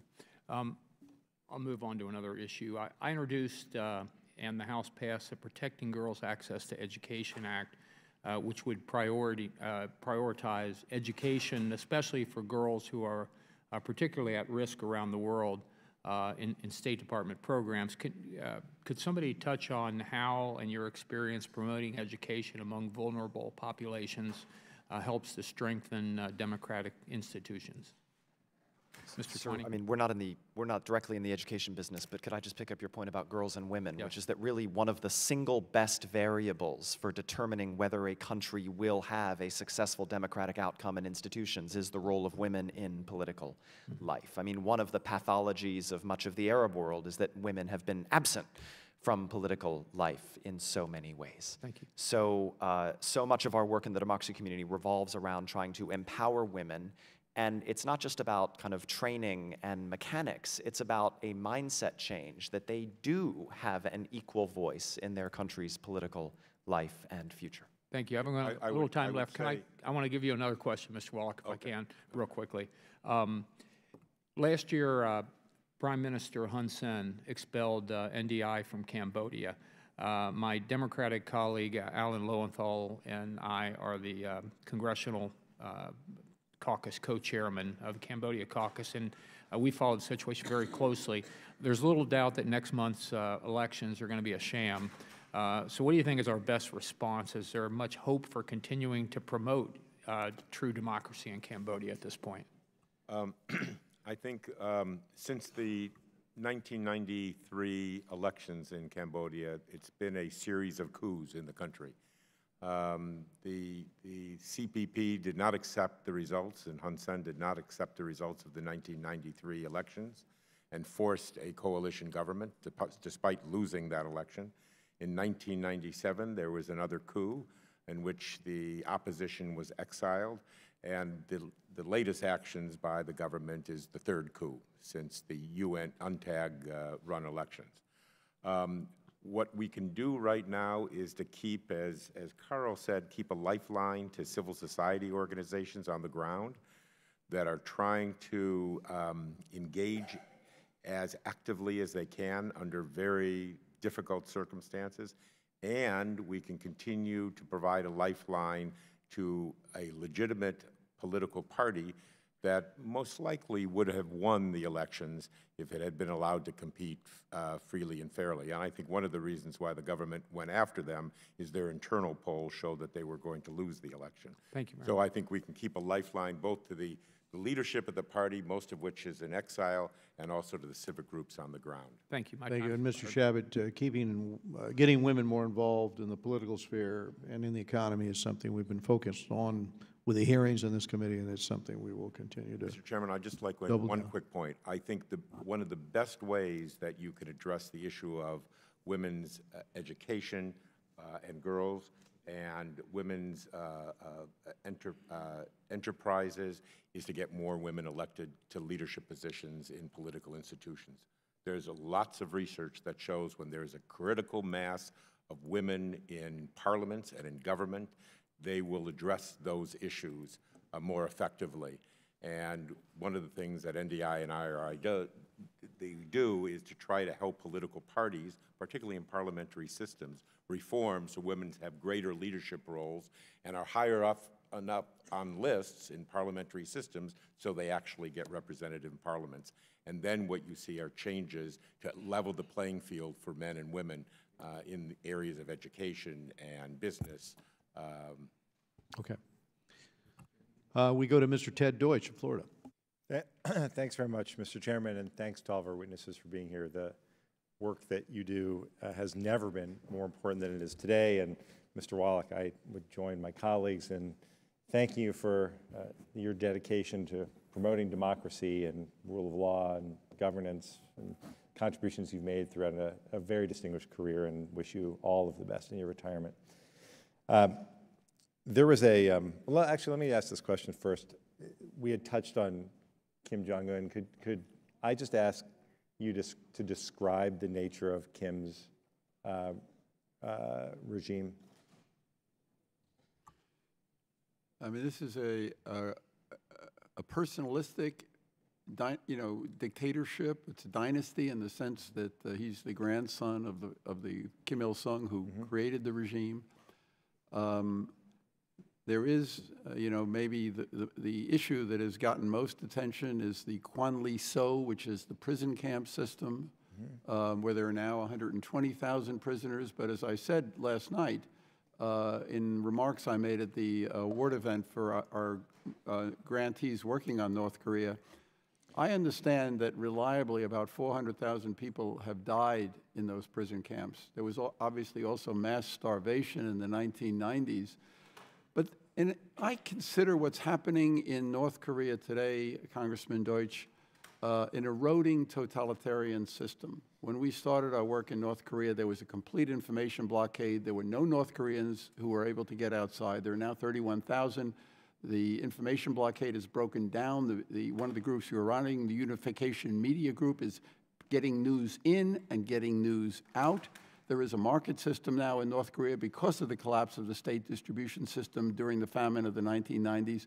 This is an eroding totalitarian system, so we shouldn't give up hope on the possibilities for internal change. Right. So that gets me to my question. When the president had a face-to-face meeting with Kim, the leader of a country where there's been mass starvation, 400,000 dead in these prisons, 120,000 prisoners, and then went on in an interview the next day in response to a question from Brett Baer, referred to Kim as a tough guy. He said, when you take over a country, a tough country, and you take it over from your father, I don't care who you are, what you are, how much of an advantage you have. If you can do that at 27 years old, I mean, that's 1 in 10,000 that could do that. So he's a very smart guy. Brett Baer then followed up and said, but he's still doing some really bad things. And the president said, yeah, but so have other people done some really bad things. I can go through a lot of nations where a lot of bad things were done. I've got to ask this question. I have all sorts of questions about Russia and Russia's attempts to meddle. I have all sorts of notes here about the work that you're doing in countries around the world where democracy is at risk. But how much more difficult is your work? How much more difficult is democracy promotion and standing up for and standing up against repressive regimes that have 120,000 prisoners, where 400,000 have died, where there's mass starvation? How much harder is it when the President of the United States seems to condone the actions of the worst and most brutal dictators in the world? Sir, I mean, I just say we've all been in business for 35 years, right? And we are so directly tied to Congress, which was central to the formation of the Democracy Community Institutes. Everywhere I go in the world, I talk about congressional leadership on issues like you were describing right now. I would also just say I think there's a fundamental insight that most Republicans and most Democrats share, which is that the nature of the threat to the United States from a country like North Korea stems from the nature of its regime. Mr. Gershman? Mr. Wallach, you're there's leaving. no solution aside from it. Any comments? Feel free to speak freely. I think Democrats in countries all over the world look to the United States. Oftentimes they do, as Dan said, look to the Congress as the first address, because usually it's the Congress, irrespective of administrations, that have recognized their struggle. Don't forget, it's the Congress that established the NED. It was the Congress that established the Bureau for Democracy, Human Rights, and Labor at the State Department. These have been congressional initiatives. My chairman, Madeleine Albright, talks about this being Article I time on these issues. And I would agree with that assessment. I think when American leadership doesn't speak out on these issues, people in these countries do feel more vulnerable. There is no doubt about that. Yet, these people, who are very, very brave people, are able also to compartmentalize. And they look to international solidarity in a variety of ways. And so when there is not American leadership in a particular place at a particular time, hopefully that void can be filled by other engagement. And it's, and as I said, and it's not only a particular leader, a particular government. This has waxed and waned over the years. Mr. Wallach, I'm grateful. I'm grateful, actually, for the responses from all of you. I'm heartened by them, and I am immensely grateful to the chairman and my colleagues on this committee, Democrats and Republicans alike, who continue to stand up for American ideals in every part of the world. We need to continue to do that, and I would note that the same thing applies to standing up for our own democracy here at home, and I yield back. I thank the gentleman. Chair recognizes himself for 5 minutes. Mr. Gershman, what a great event last night to honor. Thank you for speaking. Yeah, and for me to present awards to two dissidents who were standing up for human rights in North Korea. And in particularly Ji Sung Ho, who was, as you mentioned, at the State of the Union in crutches.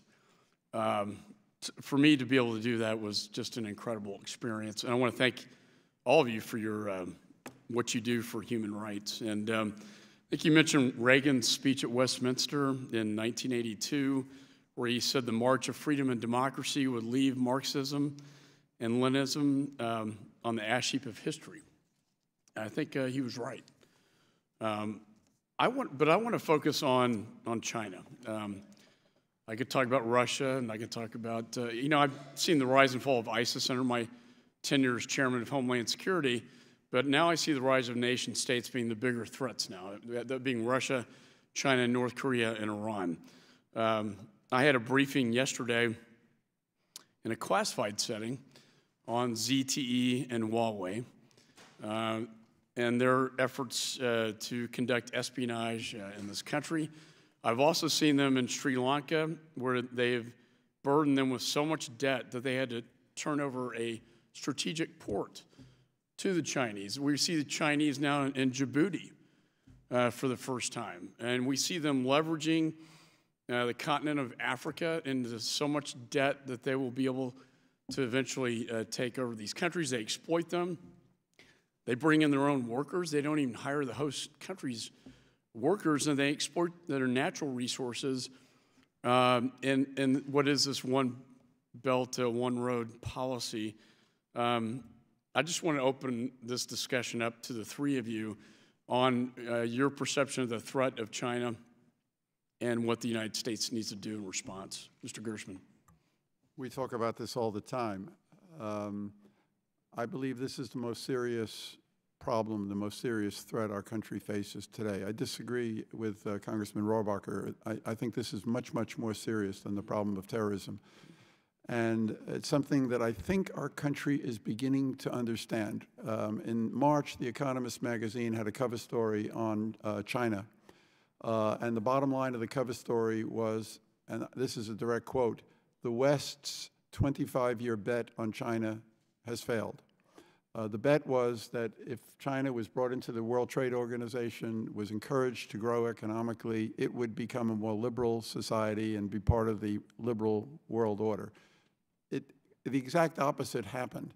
And I think, Mr. Chairman, that I mentioned in my testimony Liu Xiaobo, that the Chinese destroyed him.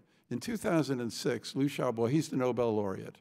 Liu Xiaobo, who died in prison, Liu Xiaobo wrote an essay where he warned against the problem of China rising as a dictatorship. And he mentioned Hitler, he mentioned the Meiji emperors in Japan, he mentioned Stalin. And he said, this is a danger, this is going to be a threat for liberal democracy around the world. He was then silenced. But what he was saying then, I think, is now becoming understood by the foreign policy establishment. There was a recent article in Foreign Affairs by Kurt Campbell basically recognizing that the old view was wrong, that it hasn't happened that way, and that people are now recognizing that we have a new problem. It's a problem with the Belt and Road Initiative, which is not just an economic expansion. This is intimately tied to China's geopolitical and military strategy, precisely to get strategic ports in Sri Lanka or in Maldives, because countries fall into the debt trap and pay back by leasing their ports. This is the issue of sharp power. There's the issue of the South China Sea and the violation of the judgment of the International Tribunal, which said that they did not have control of those islands. This is now being recognized as a central problem. We have to get our minds around this, and we're really at the beginning of an effort to try to understand how to deal with this problem. And I just think that as we go forward in thinking about this problem, the immediate response is going to be a military, a geostrategic, an economic response, but don't forget the people of China. Don't forget that there are people like Liu Xiaobo in China, who want a different kind of future.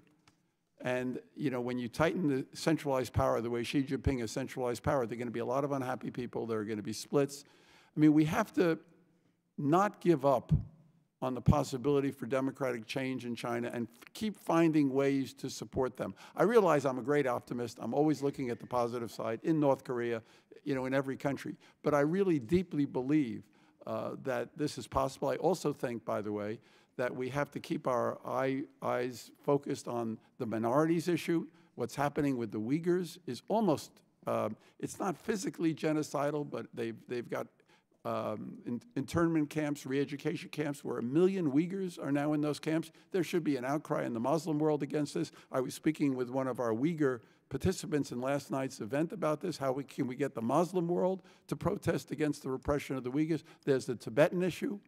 We have to challenge, we talked about this at the December hearing, we have to challenge China, which says that the Dalai Lama must accept the fact that China has, Tibet's been part of China since antiquity, which is not true. China invaded Tibet. Tibet did have an international legal identity. We have to challenge these things. We have to defend Taiwan. We have to defend Taiwan, which is a Confucius culture and a democracy.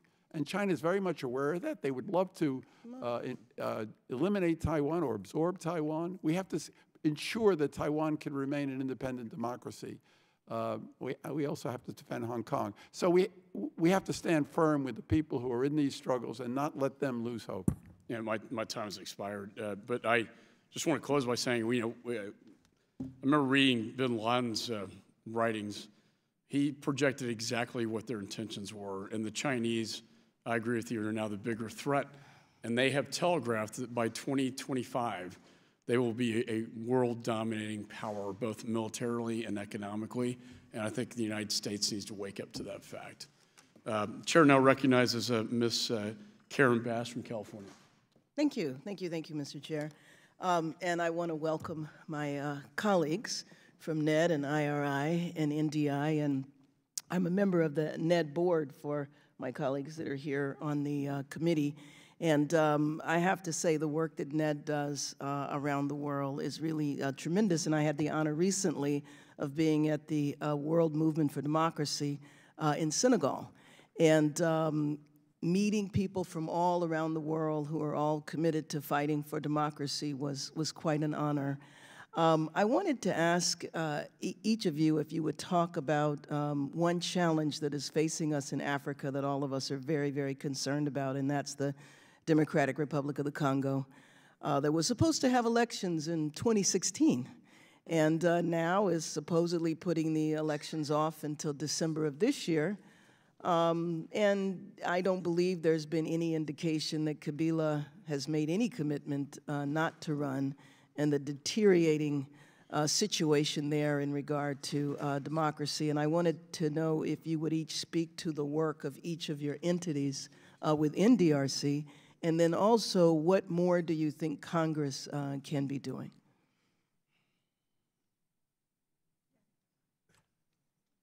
Thank you, Congresswoman.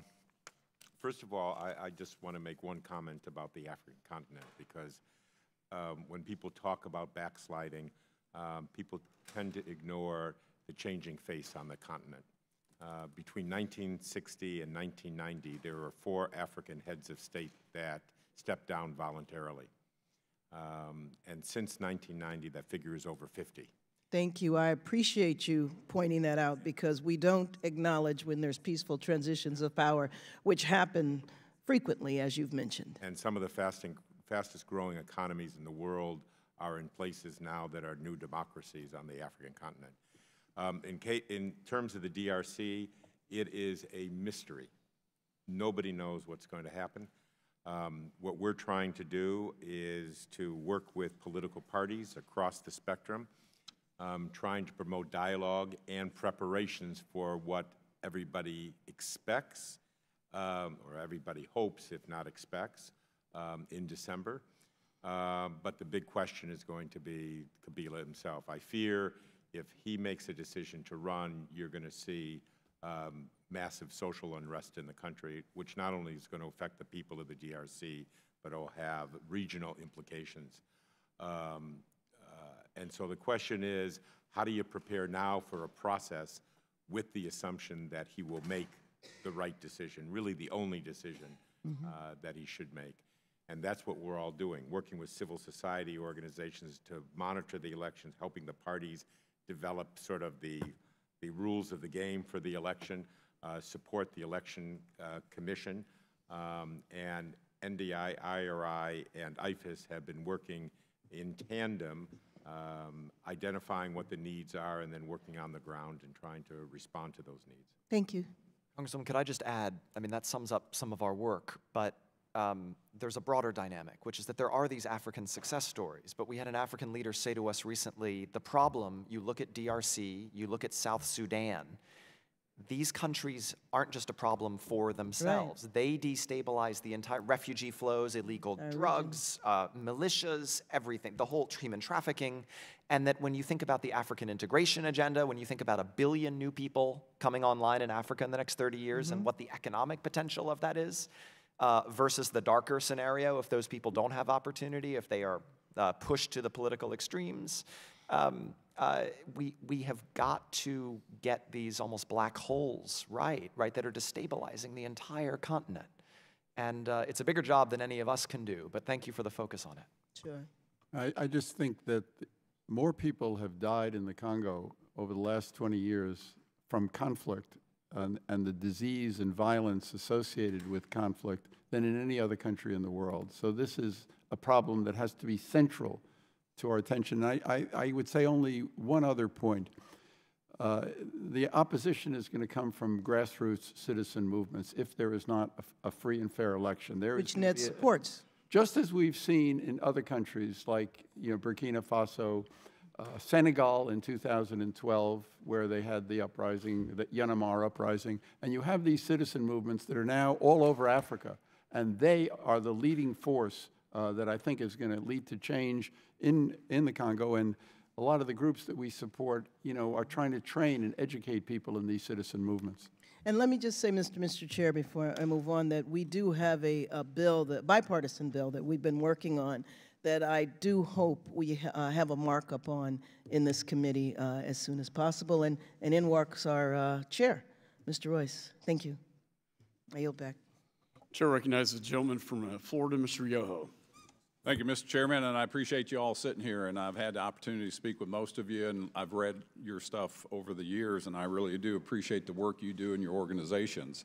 And that is to spread the values and ideals that we hold true and that President Reagan was so great sharing with the rest of the world. And those are life, liberty, freedom, and the pursuit of happiness along with human rights as enshrined and protected in our Constitution.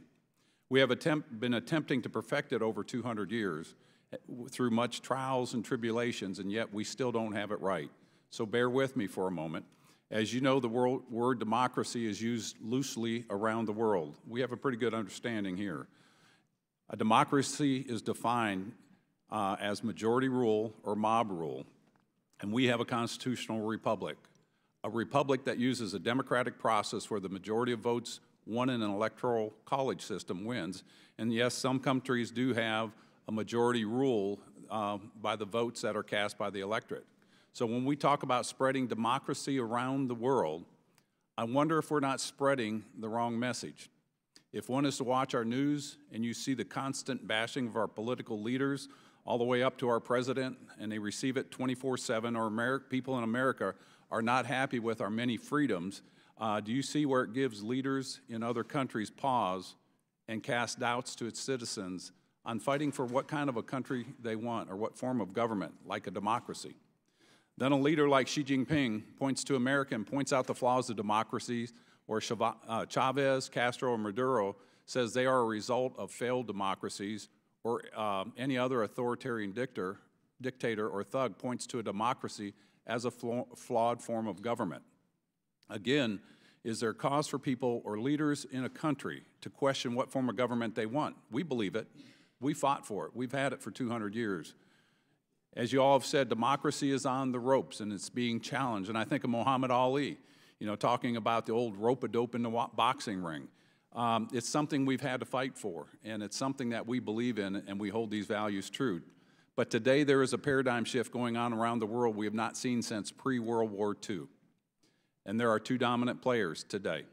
One is us, the United States, with the most successful and I'm going to put democracy in quotes, or more accurately, a republic that offers those liberties, freedoms, and the pursuit of happiness along with the human rights and self-governance, provided one stays within the parameter of the law, and we honor the rule of law.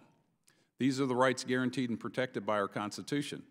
And the second being offered is by China and their dictator now for life, Xi Jinping, offering an alternative to leaders around the world. He's not going to offer it to people in another country.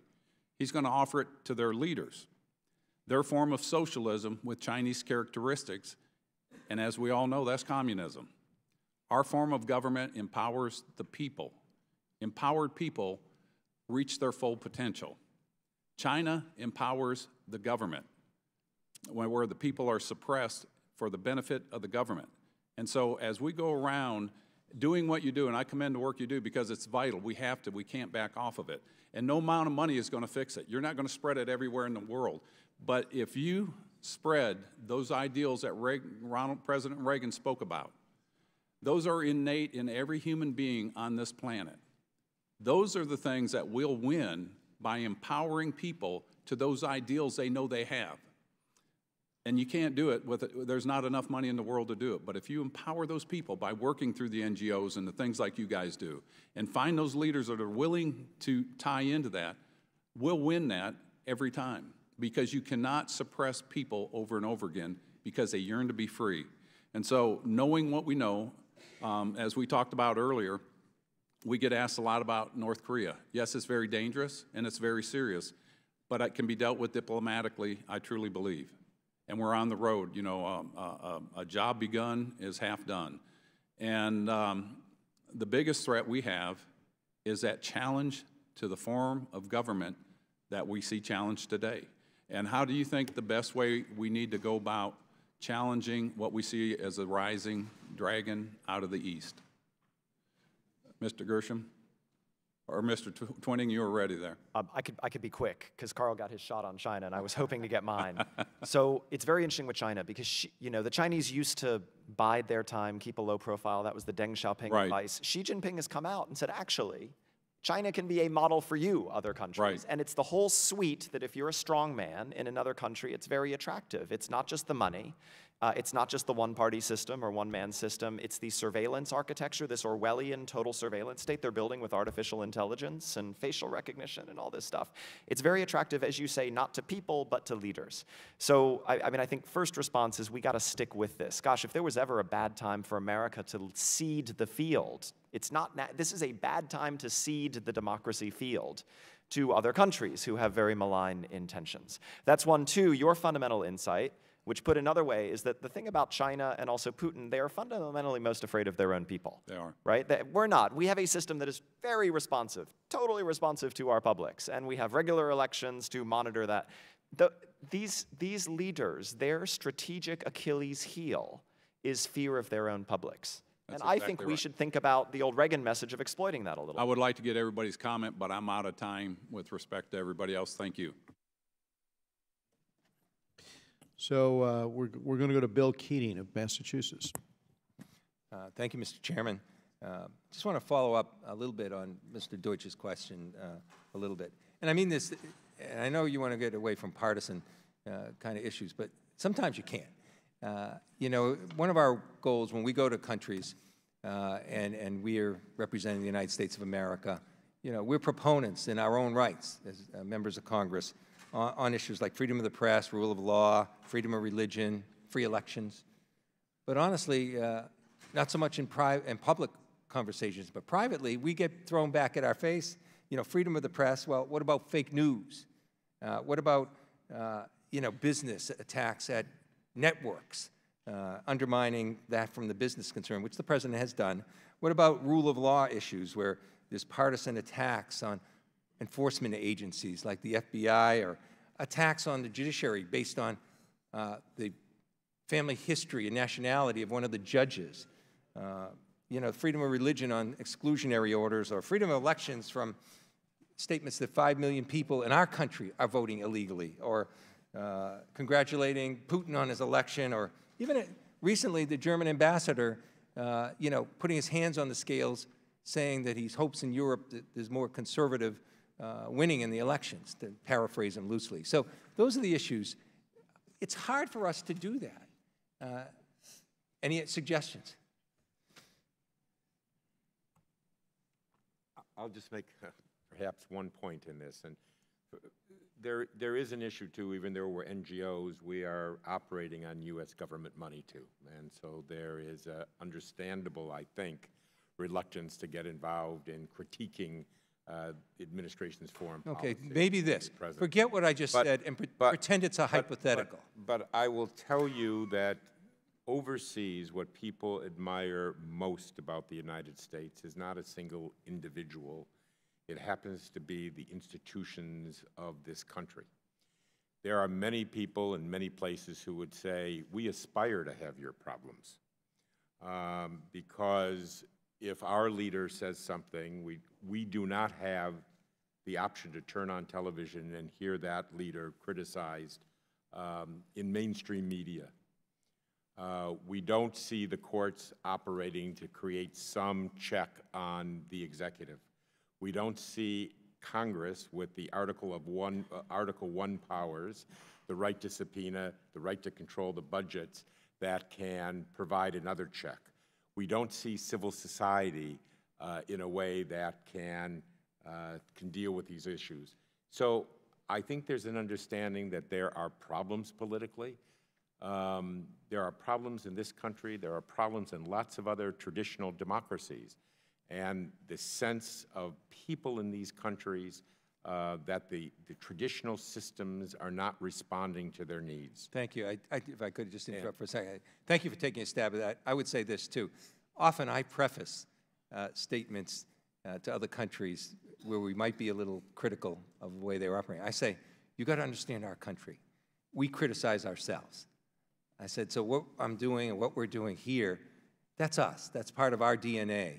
So I think it's a great point that point out the fact that, look, we're having our own political differences, but that's what we're about. So thank you for that. I had another quick question that's really granular, because I just received some correspondence, and we mentioned Nicaragua before and some of the violence.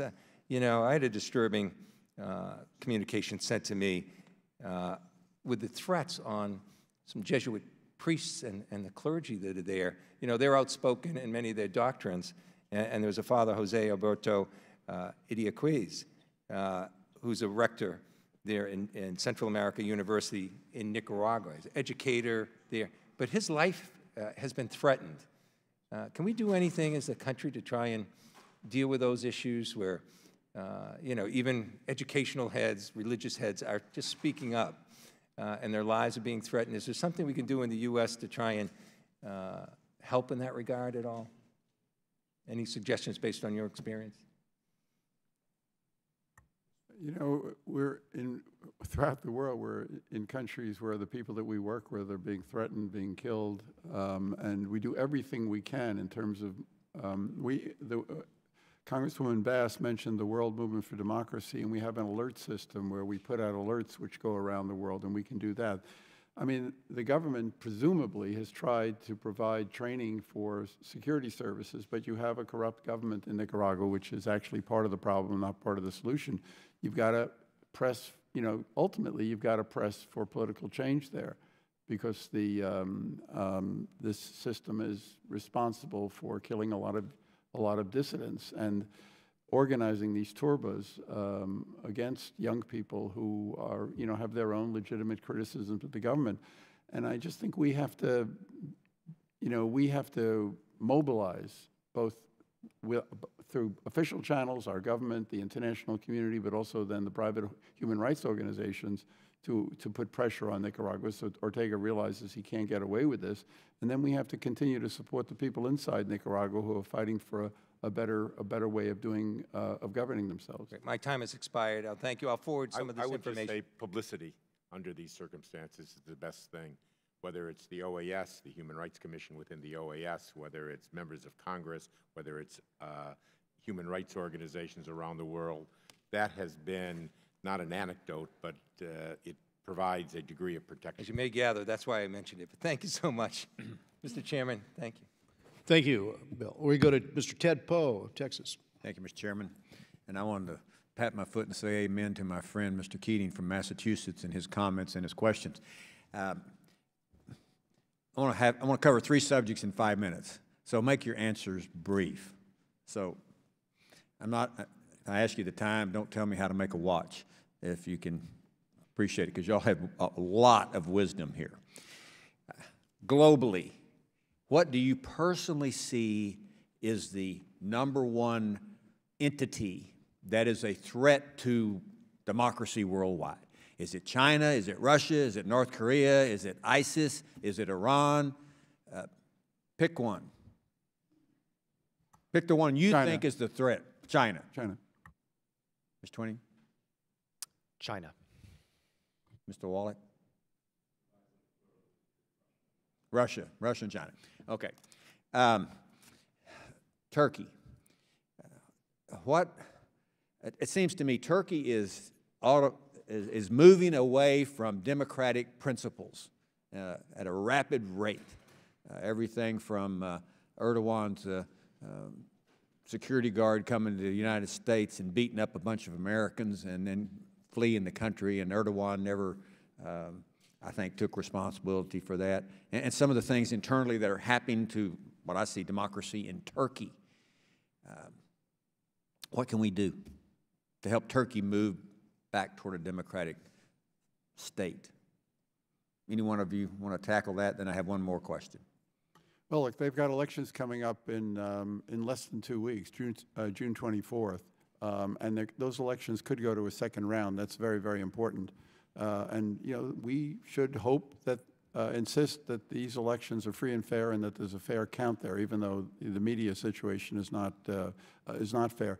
The regime in Turkey, there's a real economic crisis. I think they're worried about that. They wanted elections sooner because they see the economic problems coming later. And so I think if you can help the alternative points of view emerging there, and I know that NDI and IRI are both working on that, and they may want to say a word, I think that would be very, very helpful. Okay. Just very quickly, I'd say if there was some way for us to stabilize Syria, not us, the democracy community, us, the West, okay, because he has manipulated anti-Kurdish nationalism inside Turkey to bolster his political standing and hollow out institutions. Good point. Mr. Wallach. Microphone. Support for the Democratic Center, because he's been able to play off the the opposition parties and opposition groups over the nationalism issue. All right. And how do you support the Democratic Center in the country and a large civil society network that are advocating for these checks and balance principles? Okay. And the other issue I want to talk about are the 3 countries of Moldova, Ukraine, and Georgia. All 3 countries, I think, seem to have the similar issues internally and externally. All 3 countries are occupied by Russian troops. They're close to Russia, and to me it seems like they're kind of on the fence about which way they're going to go. I met with all 3 speakers of the House not long ago in Moldova, and we talked about these very issues. But what is the realistic situation in those 3 countries today as you see it? Sir, I lived in Georgia for 3 years before this job. We also have a lot of Ukrainians coming through IRI. I don't think there is a big divide. They want to be part of the West. They want to lean towards Europe, towards the United States. A Google executive told me that Russia is waging a, quote, total war against Ukraine in cyberspace. He said it's like Hiroshima and Nagasaki in cyberspace. You just don't see it because it's all these digital assaults on Ukrainian government institutions, on free media in Ukraine, et cetera. So I would just reference that I don't think the people are equally divided. Most of the people in those countries want to be part of the modern Western world. I was in Georgia the week after the Russians invaded in 2008, and the Russians are still there. Now, I would agree that the people want to move to the West, but the government maybe doesn't seem like it to me that are moving to the West, but maybe you disagree. Comments by the other 2 of you on those 3 countries, Ukraine, Georgia, and Moldova. Yeah, I would say Moldova is slightly different than Ukraine and Georgia in this regard. both in Georgia, overwhelming majorities for joining the EU and NATO, large majority in Ukraine. Moldova is mixed. And the problem in Moldova is you have a substantial portion that looks east and a substantial portion that looks to the west but doesn't see the benefits coming from integration. And they view the pro-Western parties as corrupt and out of touch. And so you have a very divided government, you have a divided population, and that can go either way. And so the parties that favor European integration have not been doing a very, very good job in terms of communicating with the public on the benefits of participation in the EU, and they are seeing that there's a crisis of confidence in those parties. And the question is whether there will be some third way in the country that provides an alternative to these two polar political movements. Congressman, you wanted a short answer. So in Moldova and Ukraine, in addition to the Russian problem, the critical problem is corruption. And we have to work, and we do this by supporting groups who are fighting corruption from the grassroots. That has to, otherwise those countries they're going to lose population because nobody will invest and people will leave, and that's happening even right now. In Georgia, I would only add one point. We're doing a lot of work right now with a group that's working with the Georgian Church, the Orthodox Church, and they brought a lot of these Orthodox priests here, along with Muslim and Catholic leaders as well, last November. And I think it's extremely important to work with the church, to see that they're connected to Europe and connected to the United States. This is a very important thing we can do, and I hope that, you know, when they come again, because they may be coming again, that they can come up to the Congress and meet with you, because the church in Georgia, I think, is a kind of a central institution that could lean to the east, but also is now being connected to the west. Thank you very much. I yield back. I would say Moldova is the grassroots. You have hundreds of mayors right now who represent a new reform movement, and I think positive change can come from the bottom up. All right. Well. Louis Frankel, Florida. Thank you, Mr. Chat. Thank you, gentlemen, for being here and for your work. And I just want to start out by saying that I believe in our democracy and what you're doing. And I think we always have to be mindful of protecting our own democracy. We have some flaws. The money in politics. We had a flawed ballot in Florida a few years ago. I think we had a FBI director who interfered in the last election. I mean, these are issues that we have to deal with. And I think one of the something that I just have to raise today, and I don't know if you want to comment, is what we're doing on the border, pulling children out of the arms of families and then putting children in cages, parents not having any contact with their children for months, to me is abominable, and just it goes against everything that I know I was raised to believe about a great country. And I'm going to ask you if you want to comment on that. Does anyone want to comment on that? Congresswoman, I just say as a dad that I just think about the conditions in Central America in particular that motivate parents to try to come to the United States, and how desperate they are because of conditions at the source, and how our work hopefully can impact that. Thank you. And I know we put you in an awkward situation. You're trying to get funding from a government where if you look awkwardly at the president, he'll cut you off at the knees. Anyway, I don't depend on my funding from him, so I can say what I want. And I think his policy at the border is, as I said, is a disgrace to our country. Anyway, I'll move right along to my next subject, which is that I think it's quite obvious that you can't just drop ballot boxes around the world and say, oh, come on, we're going to have a free election. There must be infrastructure in place. Actually, it could even be a road, right? It could be water supply. It could be education, healthcare, projects that give people confidence in a government that's going in the correct direction.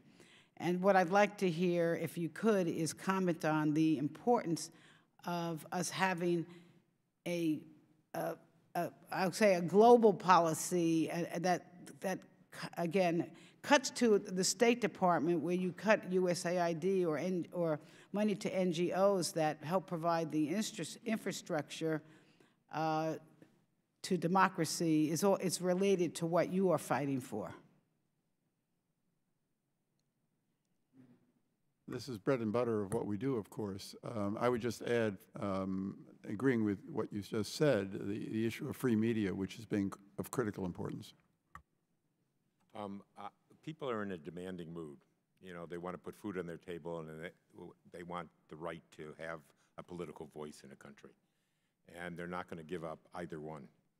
And so, therefore, there is a responsibility to respond to that by the institutions in those countries, and they deserve and expect and support outside assistance, particularly at these critical times.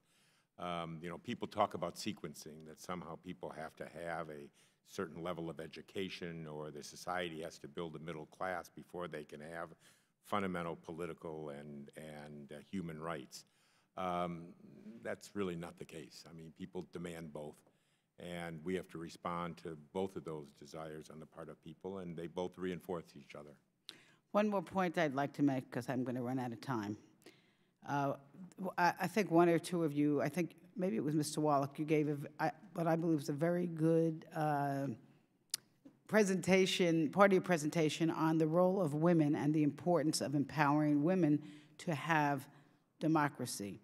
And just, you know, what I have seen, not only in this country, but around the world, is we have an administration that is trying to, well, I'll say, disempower women in every way possible. I'm going to give one specific example in terms of the rest of the world, which is the expansion of the gag rule, which now has basic and cutting off funding to the UN Population Fund and cutting off health care. We're not talking about cutting off abortion, we're talking about cutting off health care to women all over the world, and organizations that fight child marriage and trafficking and so forth. I'd like to hear a comment on that. And what I see are blank stares, and I think it's very unfortunate, because if you think you're going to get democracy in the world, we better empower the women. And maybe next time you'll have some women over there, so I don't get a blank stare. Will the gentlelady yield from? I yield back. Would the gentlelady acknowledge we do a fair number of presentations, witnesses before this committee, where we actively, myself and Mr. Engel, try to get expertise from women. It is just a situation right now where the chairman of the NED and the IRI and NDI are male, and so I'm just trying to explain. All I would say, Congresswoman, yes, is that one of the major efforts of, I think, all of these institutions is to dedicate resources and global efforts to promote women's political empowerment. So there are sufficient women in office at all levels, so they can address issues like that. So these institutions can address issues like that.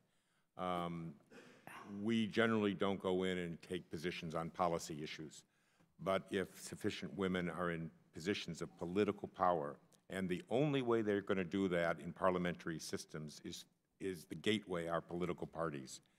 And they have to reform, and if women can get in those political positions, those issues will be addressed by these institutions. Thank you, Mr. Judge. First, I want to say about our chairman. He has absolutely been terrific in terms of trying to advance women's rights all over the world. I want to thank you for that. And I know you can't help who's the head of these agencies, and no disrespect to the three of you, but I think this is just an example, again, of why it's so important to have women at the table.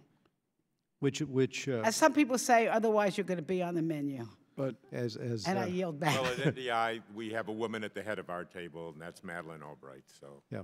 So one of the things we've tried to do in the committee to address this is we have a women's series of hearings And part of our goal on the committee is to get governments around the world to focus on this. So, but I need to go to Mr. Tom Garrett of Virginia. Thank you, Mr. Chairman. Very briefly, I take marginal umbrage insofar as I believe that one who seeks to advance an agenda, whether it's empowerment of women globally or any other agenda, will take their friends where they can find them and not make political points by virtue of the fact that you all happen to each, I think, identify as male.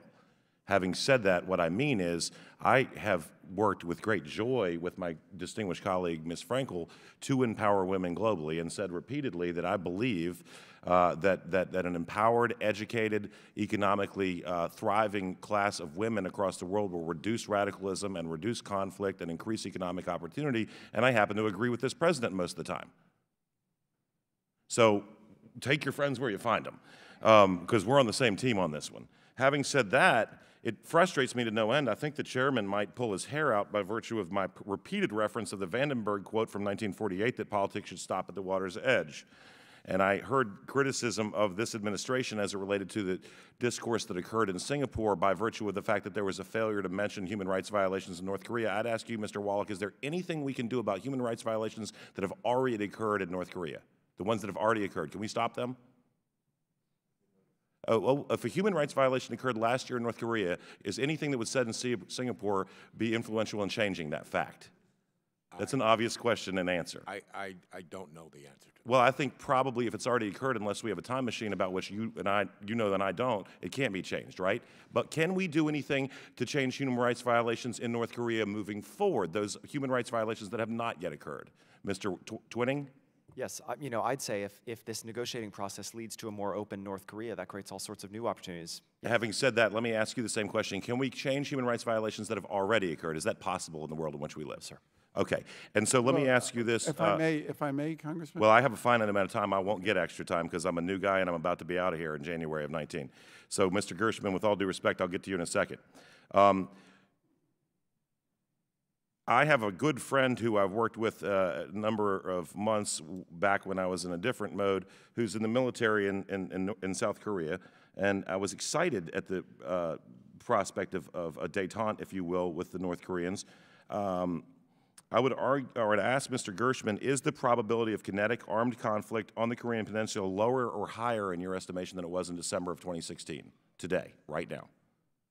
It's very hard. It depends on how the negotiations go, but one would... Right this second, is the probability of kinetic conflict lower or higher? Probably lower. Mr. Twinning, would you say it's lower than it was in December of 2016? Lower. Okay.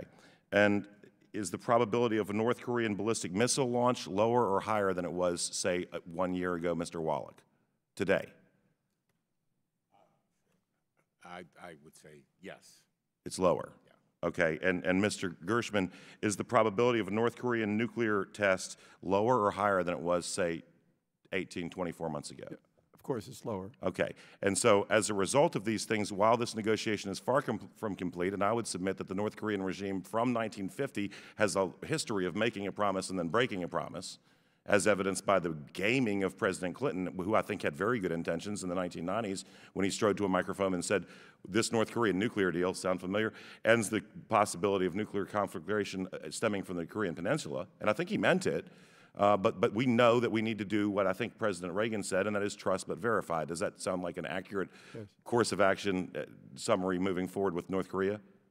But we are somewhere where we were not before, and I would ask you, Mr. Twinning, am I pronouncing that correct? Twining, I apologize.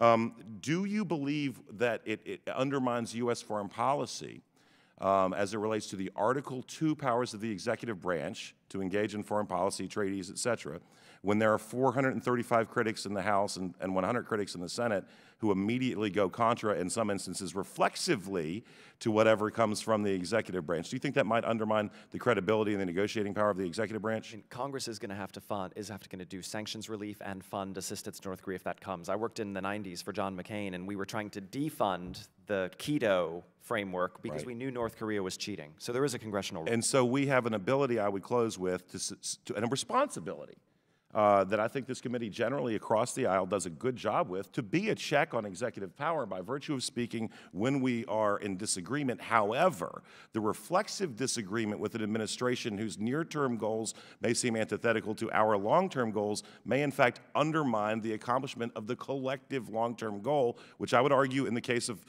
my distinguished colleagues across the aisle, myself, and the President of the United States, is peace, stability, and global opportunity. That the path we choose from point A to point B may vary, but that our overarching goal is very similar. So with that, I see that my time's expired. I thank the chairman and the distinguished members of the committee and conclude my remarks. Thank you, Mr. Garrett. We go to Mr. Cicilline, Rhode Island. Thank you, Mr. Chairman. Thank you to our witnesses, not only for being here, but for the important work that you're leading. I think we all recognize that promoting freedom and democracy and protecting human rights is a very important pillar of our work around the world and a very critical part of America's leadership. And as Mr. Gershman said, it's not only morally the right thing to do, but it's the smart thing to do because it advances the interests of our country. And I think there's always been bipartisan support and understanding of that basic principle that democracies are more resilient, they're more stable, they produce better economic conditions, and better advance the well-being of all people. And I think in particular, to respond directly to Mr. Garrett, I think this is actually a moment where Congress has a particularly special responsibility to assert itself in promoting democracy and human rights around the world in the face of what the administration is doing. And so I want to just spend 1 second on what Mr. Deutsch and Mr. Keating started to focus on, and that is, what is the practical impact of an American president who is cozying up to despotic leaders, who's praising authoritarian leadership around the world, strong men?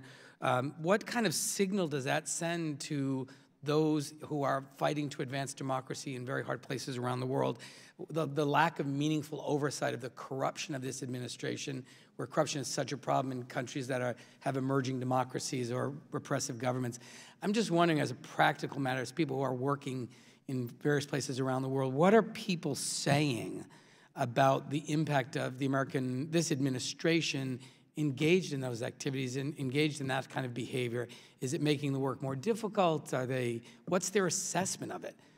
And, obviously Congress has a role to respond to it. We're doing our best to raise our voices, but there has to be some understanding of what the implications are for the people doing the work. So I'd just say, I personally use it as an example. Democracy is never done, right? We've been at it for 200 years. We're still working on it. When I go out into the world, I talk about our system of checks and balances, our system of congressional oversight, our system of federalism, so that most Americans are actually not being governed from Washington, D.C., but by their mayors and state legislatures and governors, et cetera.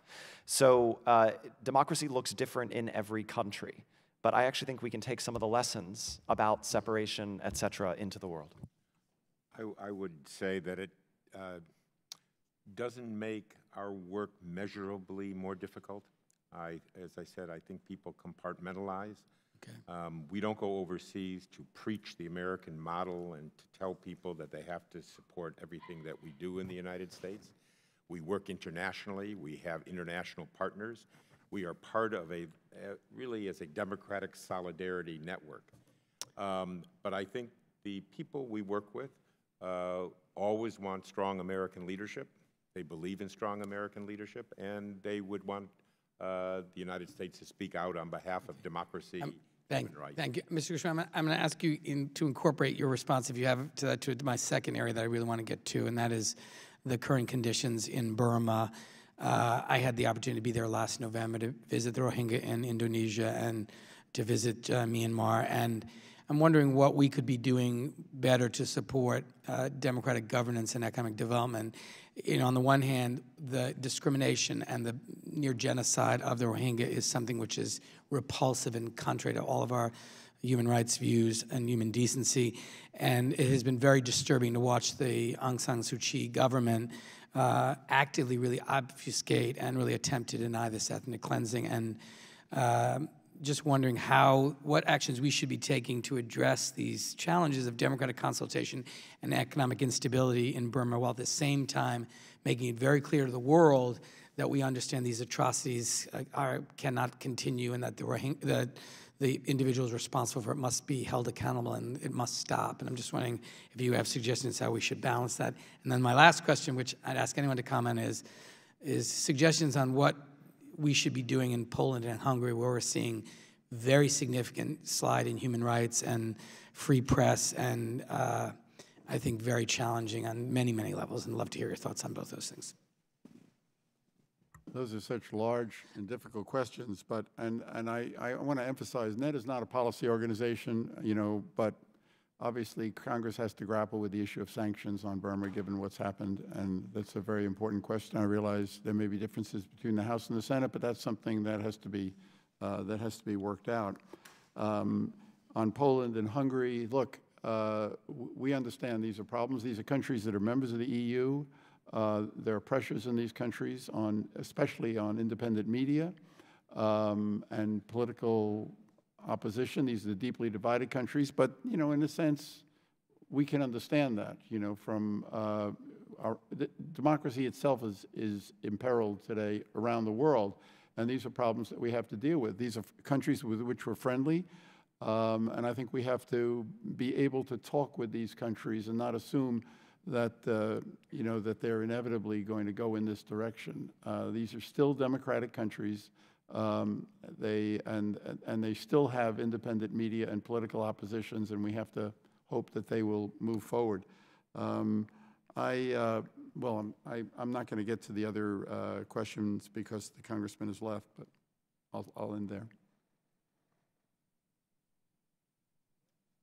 You can just finish the answer even if he's... Well, let me just say one other thing on the question before.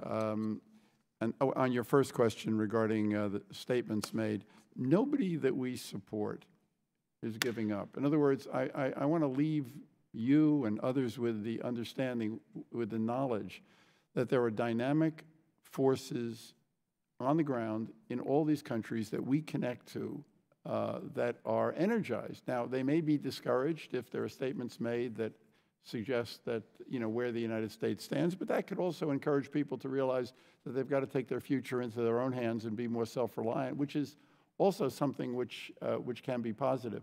But this is not stopping. I think the congressman who talked about the aspirations of people for freedom and democracy, that is true around the world. And I think it's, in a way, the central reason why the National Endowment for Democracy and its institutes are successful institutions and can accomplish great things with relatively limited resources. Because we're not imposing anything. We're not asking people to do anything that they don't want to do. We're supporting their own aspirations and giving them some of the tools to realize those aspirations. And I think it should not be forgotten. NED was created as an independent institution, so that even when you have problems, you know, whatever the problems are with the executive branch, our work continues consistently. And I think that was a brilliant idea, and it's in the National Endowment for Democracy Act, adopted by the Congress, by Dante Fascell in 1983.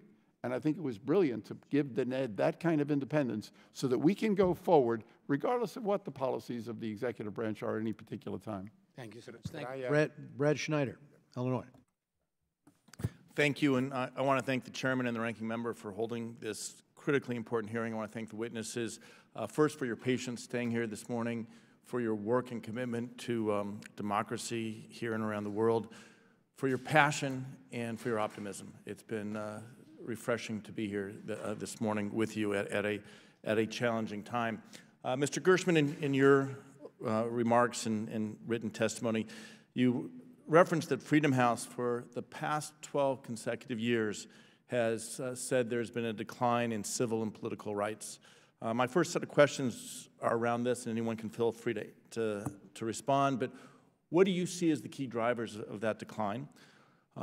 Within the context of U.S. policy, what are the risks to the United States, but what are the opportunities for the United States? What are our responsibilities? And I guess the third is, how do you see, or what do you see the United States' role should be in reversing that decline and making sure the democracy that we as a nation have held so dear and worked to perfect over the entire course of our history has the opportunity to take hold and prosper around the world, which will also benefit the United States? Well, Congressman, the problems are both external, meaning resurgent authoritarianism, and we've heard a lot about that today, and internal. Democracy is difficult, and countries have problems of corruption. Elites can be divorced from their people. These are difficult things, and the Freedom House survey is a is a reflection of the troubles that we've seen in the world.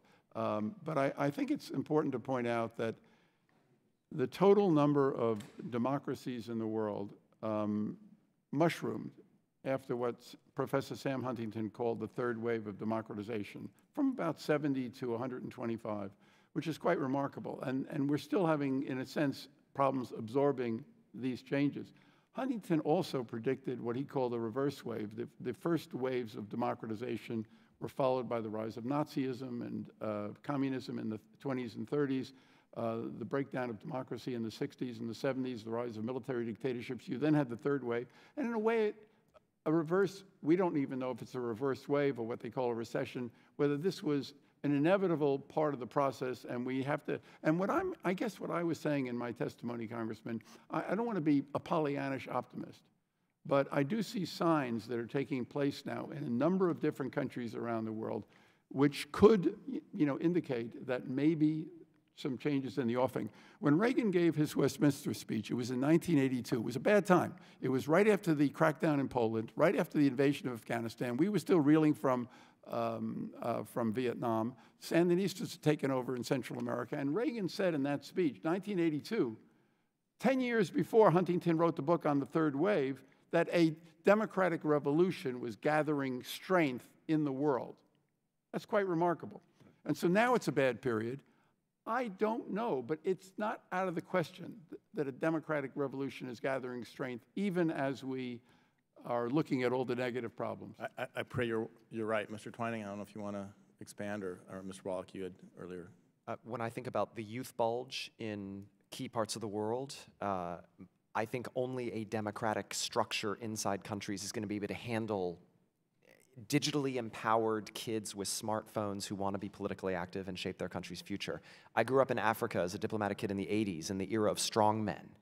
And all the Africans I meet today, when I travel to Africa, none of them wants to live in a country run by a strong man, right? They want to have a voice and a choice and be active and engaged. And that gives me great hope. But we had a hearing here yesterday about the Middle East and the explosion of the youth there, because the demographics are so important in that context. We need to make sure these kids have hope, that they have opportunity. Takes us beyond here. Mr. Wallach, let me just wish you well in your retirement. We're going to miss you, but give you the last word. I would just say when President Reagan gave that speech, if you look at the world at that time, Latin America was dominated by military regimes. You had military governments in Bangladesh and Pakistan and South Korea, martial law in Taiwan, absolute monarchy in Nepal, communist government in Mongolia, dictatorships in Philippines and Indonesia. The lexicon of democracy had not even entered the Middle East. The Soviet communism had reached the borders of Western Europe. It was pretty bleak at the time. And so one has to look at this with some degree of perspective and perhaps a longer arch of history. And when we see things that take place on the ground in places like Malaysia and Armenia and Nicaragua and Slovakia and Guatemala, we see today not only movements on the ground, but also you have an international architecture on democracy. Intergovernmental organizations at that time had non-intervention clauses, the OAS, the African Union. Now they have intervened in member states. So I tend to look at this as a glass half full, and we may be talking differently in 10 years from now. And that's why I reflected on the optimism. I will close with this. My entire life, but really the entire history of our country, we have been a light to the other nations, a beacon of hope to people around the world. And I think if we are going to see democracy flourish around the world, it's imperative that the United States continues to be that. I'm going to close with repeating what Mr. Gershom had in his remarks, but it's President Reagan's words. The ultimate determinant in the struggle that's now going on in the world will not be the bombs and rockets, but a test of wills and ideas, our ideas, if you will, a trial of spiritual resolve, which I think we have, and the values we all in this room hold, the beliefs we cherish, the ideals to which we are dedicated. And I hope as Democrats and Republicans, we can stick to those ideals, we can stand strong, and we can be that beacon to the rest of the world. I yield back. We go to Mr. Jerry Connolly of Virginia. I thank the chair. Mr. Twining, for the record, I don't want to live in a country with a strong man either. And I wish Mr. Garrett, my colleague from Virginia, was still here. I find it less than amusing to hear a friend from the other side of the aisle lecture us about criticism of a president's foreign policy because all differences should end at the shores. That certainly has not been the ethos in this committee when it came to President Obama, whether it would be Syria or Yemen or Middle East policy or Israel policy or the Iran nuclear agreement or the Trans-Pacific Partnership or the climate change accord in Paris. My friends on the other side of the aisle were quite reflexively critical. That's their right. But we're now going to exercise our right. We will not be lectured about it because, frankly, now is the time to be speaking up and being heard, given the fact that there are threats to our own democracy. And I very much appreciate the chairman having today's hearing because there are connections between our values and whether we're living up to them and what we're trying to help other countries do. And I applaud the IRI and the NDI and, of course, NED for your efforts. I've had the privilege of traveling through the auspices of the House Democracy Project to a number of countries, and frankly, the work both organizations are doing on the ground is so exciting. You have mobilized young people, older people, to actually express themselves and put their bodies in the line for democratic values in their own cultural setting. And you've done it well. And it makes you proud as an American to see the work of your folks on the ground. I wish more of my colleagues could see it because it reaffirms our faith in ourselves, but also the aspirations of so many people all over the world. And I think it also reaffirms the fact that democracy is not cultural bound. It is a universal desire. It has different expressions. But everybody wants to be free. Everyone wants to be, liberated from the yoke of a strong man and to express themselves as they see fit. And nothing does America prouder than the work, frankly, you're doing. And I don't mean to sound too gushy about it, but if you see it on the ground and hundreds and hundreds of people responding to that call in their own cultural and political context, I think there is a wellspring of democratic yearning. But we as a country, we, the beacon of that democratic ideal, we've got to be consistent in our own democratic values, because when we stray from them, we damage the work you're doing and your folks are doing on the ground. Mr. Gershman, we're looking at the FY 2019 International Affairs budget, which would cut democracy promotion by more than half and cut assistance to the National Endowment from $170 million to $67 million. Earlier, you testified it would have a devastating impact, and you'd have to dismantle programs. I want to give you an opportunity to elaborate a little bit.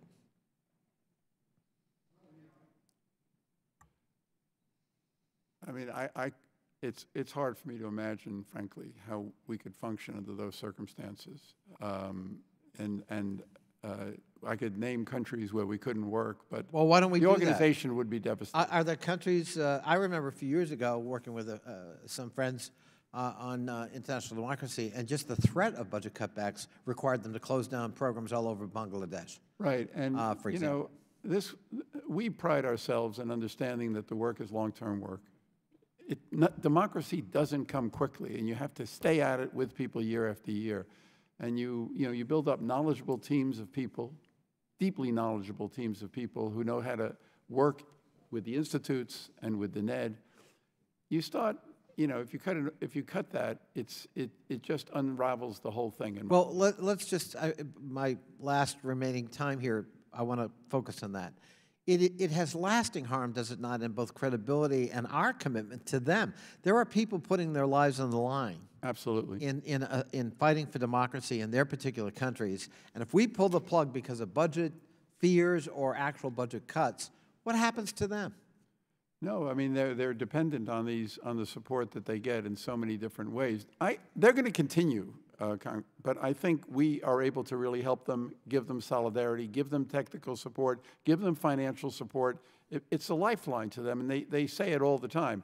You withdraw that, it's a devastating blow to them. They're not going to leave the scene. They're going to continue to fight, but it's a devastating blow. But if you're, and final point, if you're an authoritarian regime looking askance at that activity, because you see it as a threat to your centralization and control, the imprimatur of the United States behind that NGO activity matters, does it not? And withdrawing it effectively actually makes them prey to that authoritarian regime. And that's why I said in my statement, when I said, you know, the support of the American people, I take pride in the fact that when we make grants to groups abroad, I take pride that it's with American taxpayer money. We try to protect that money. We try to make sure that every single dollar is spent well.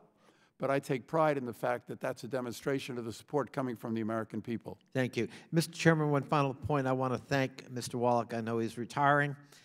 He's made an extraordinary contribution to democracy all over the world. And as he said, there were times it all looked bleak. And hanging in there and never giving up and giving it his all. I just want to tell Mr. Wallach how much all of us appreciate that. And I know there are people all over the world you're never going to meet who also appreciate it. You've made a lasting contribution, and I know your voice won't be stilled.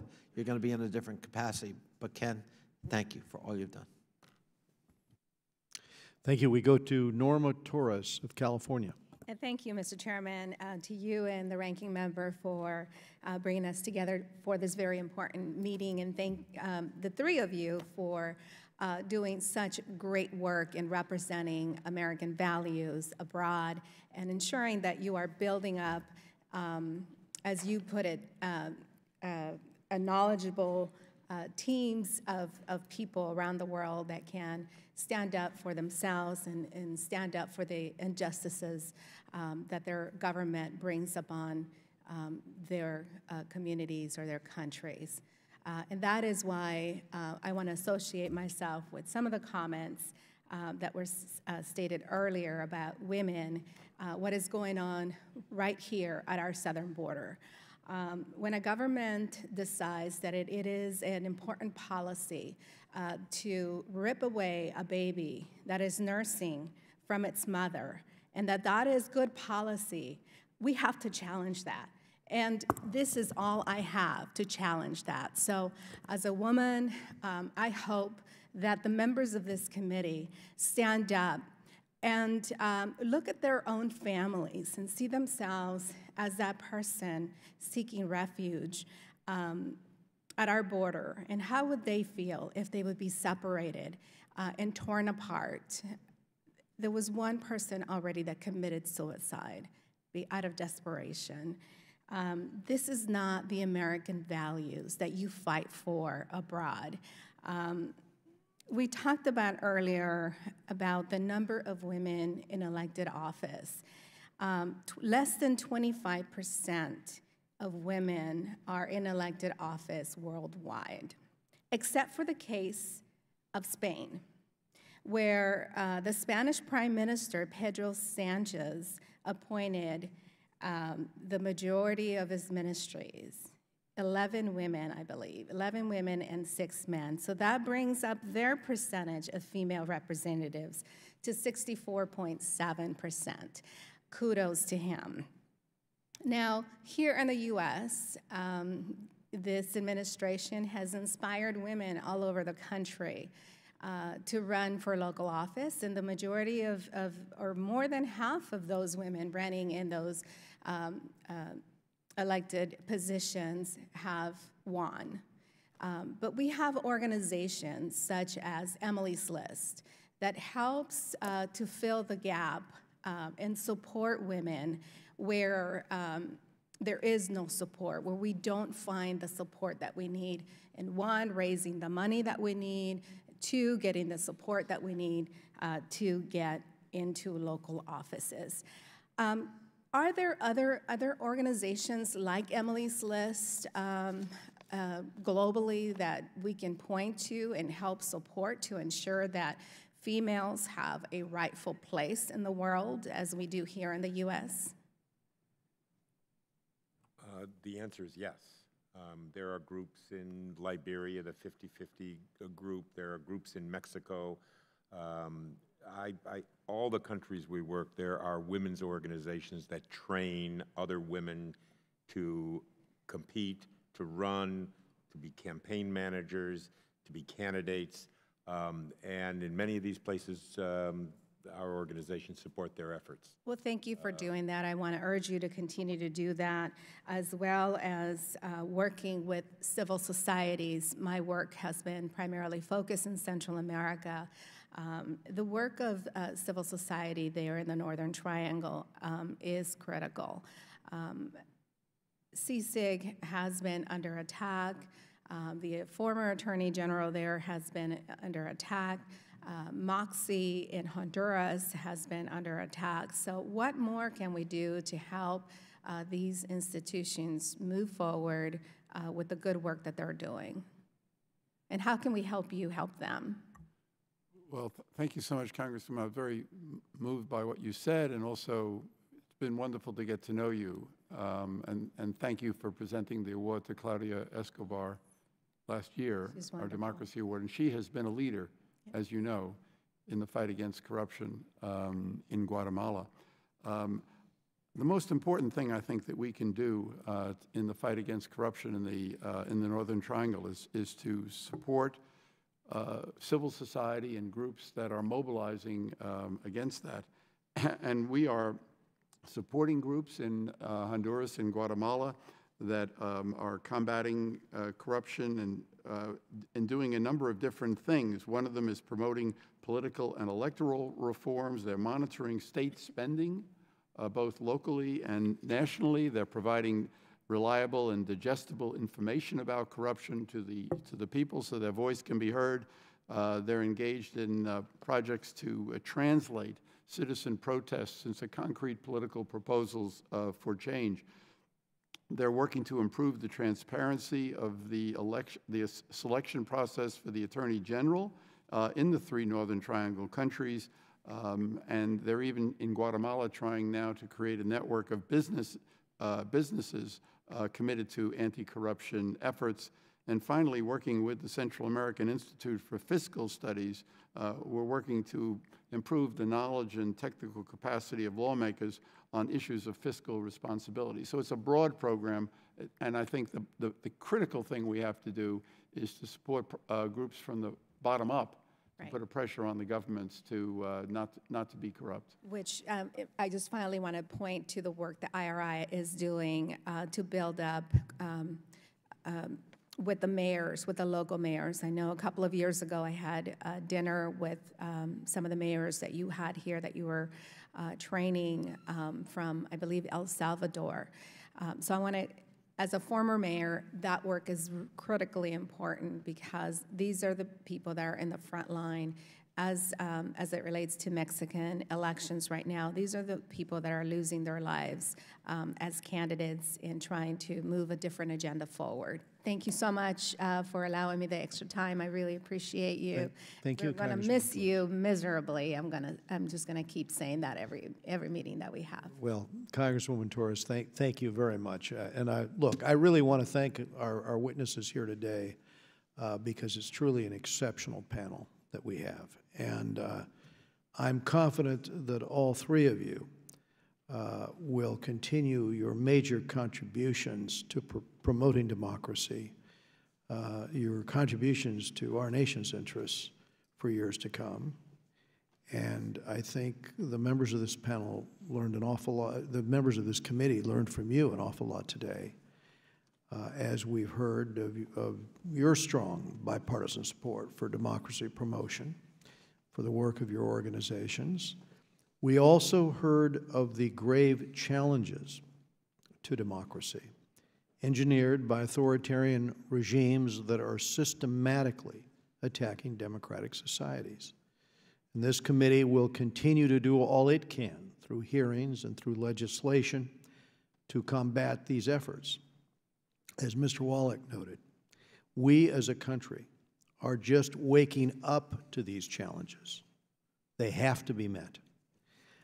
So again, thank you, Carl, Dan, Ken, thank you very much. Mr. Chairman, would you yield to let me? me yield to the gentleman from New York. Thank you. I also want to, again, reiterate to our three guests how much we appreciate your testimony here, but more importantly, the work that you do day in and day out. We really do appreciate it. And I think you could see by the fact that so many members, stayed or came back to make sure there was a tremendous interest in having you here and in listening to what you have to say. So I want to again thank all of you for coming. And we work very hard, the chairman and I, on this committee.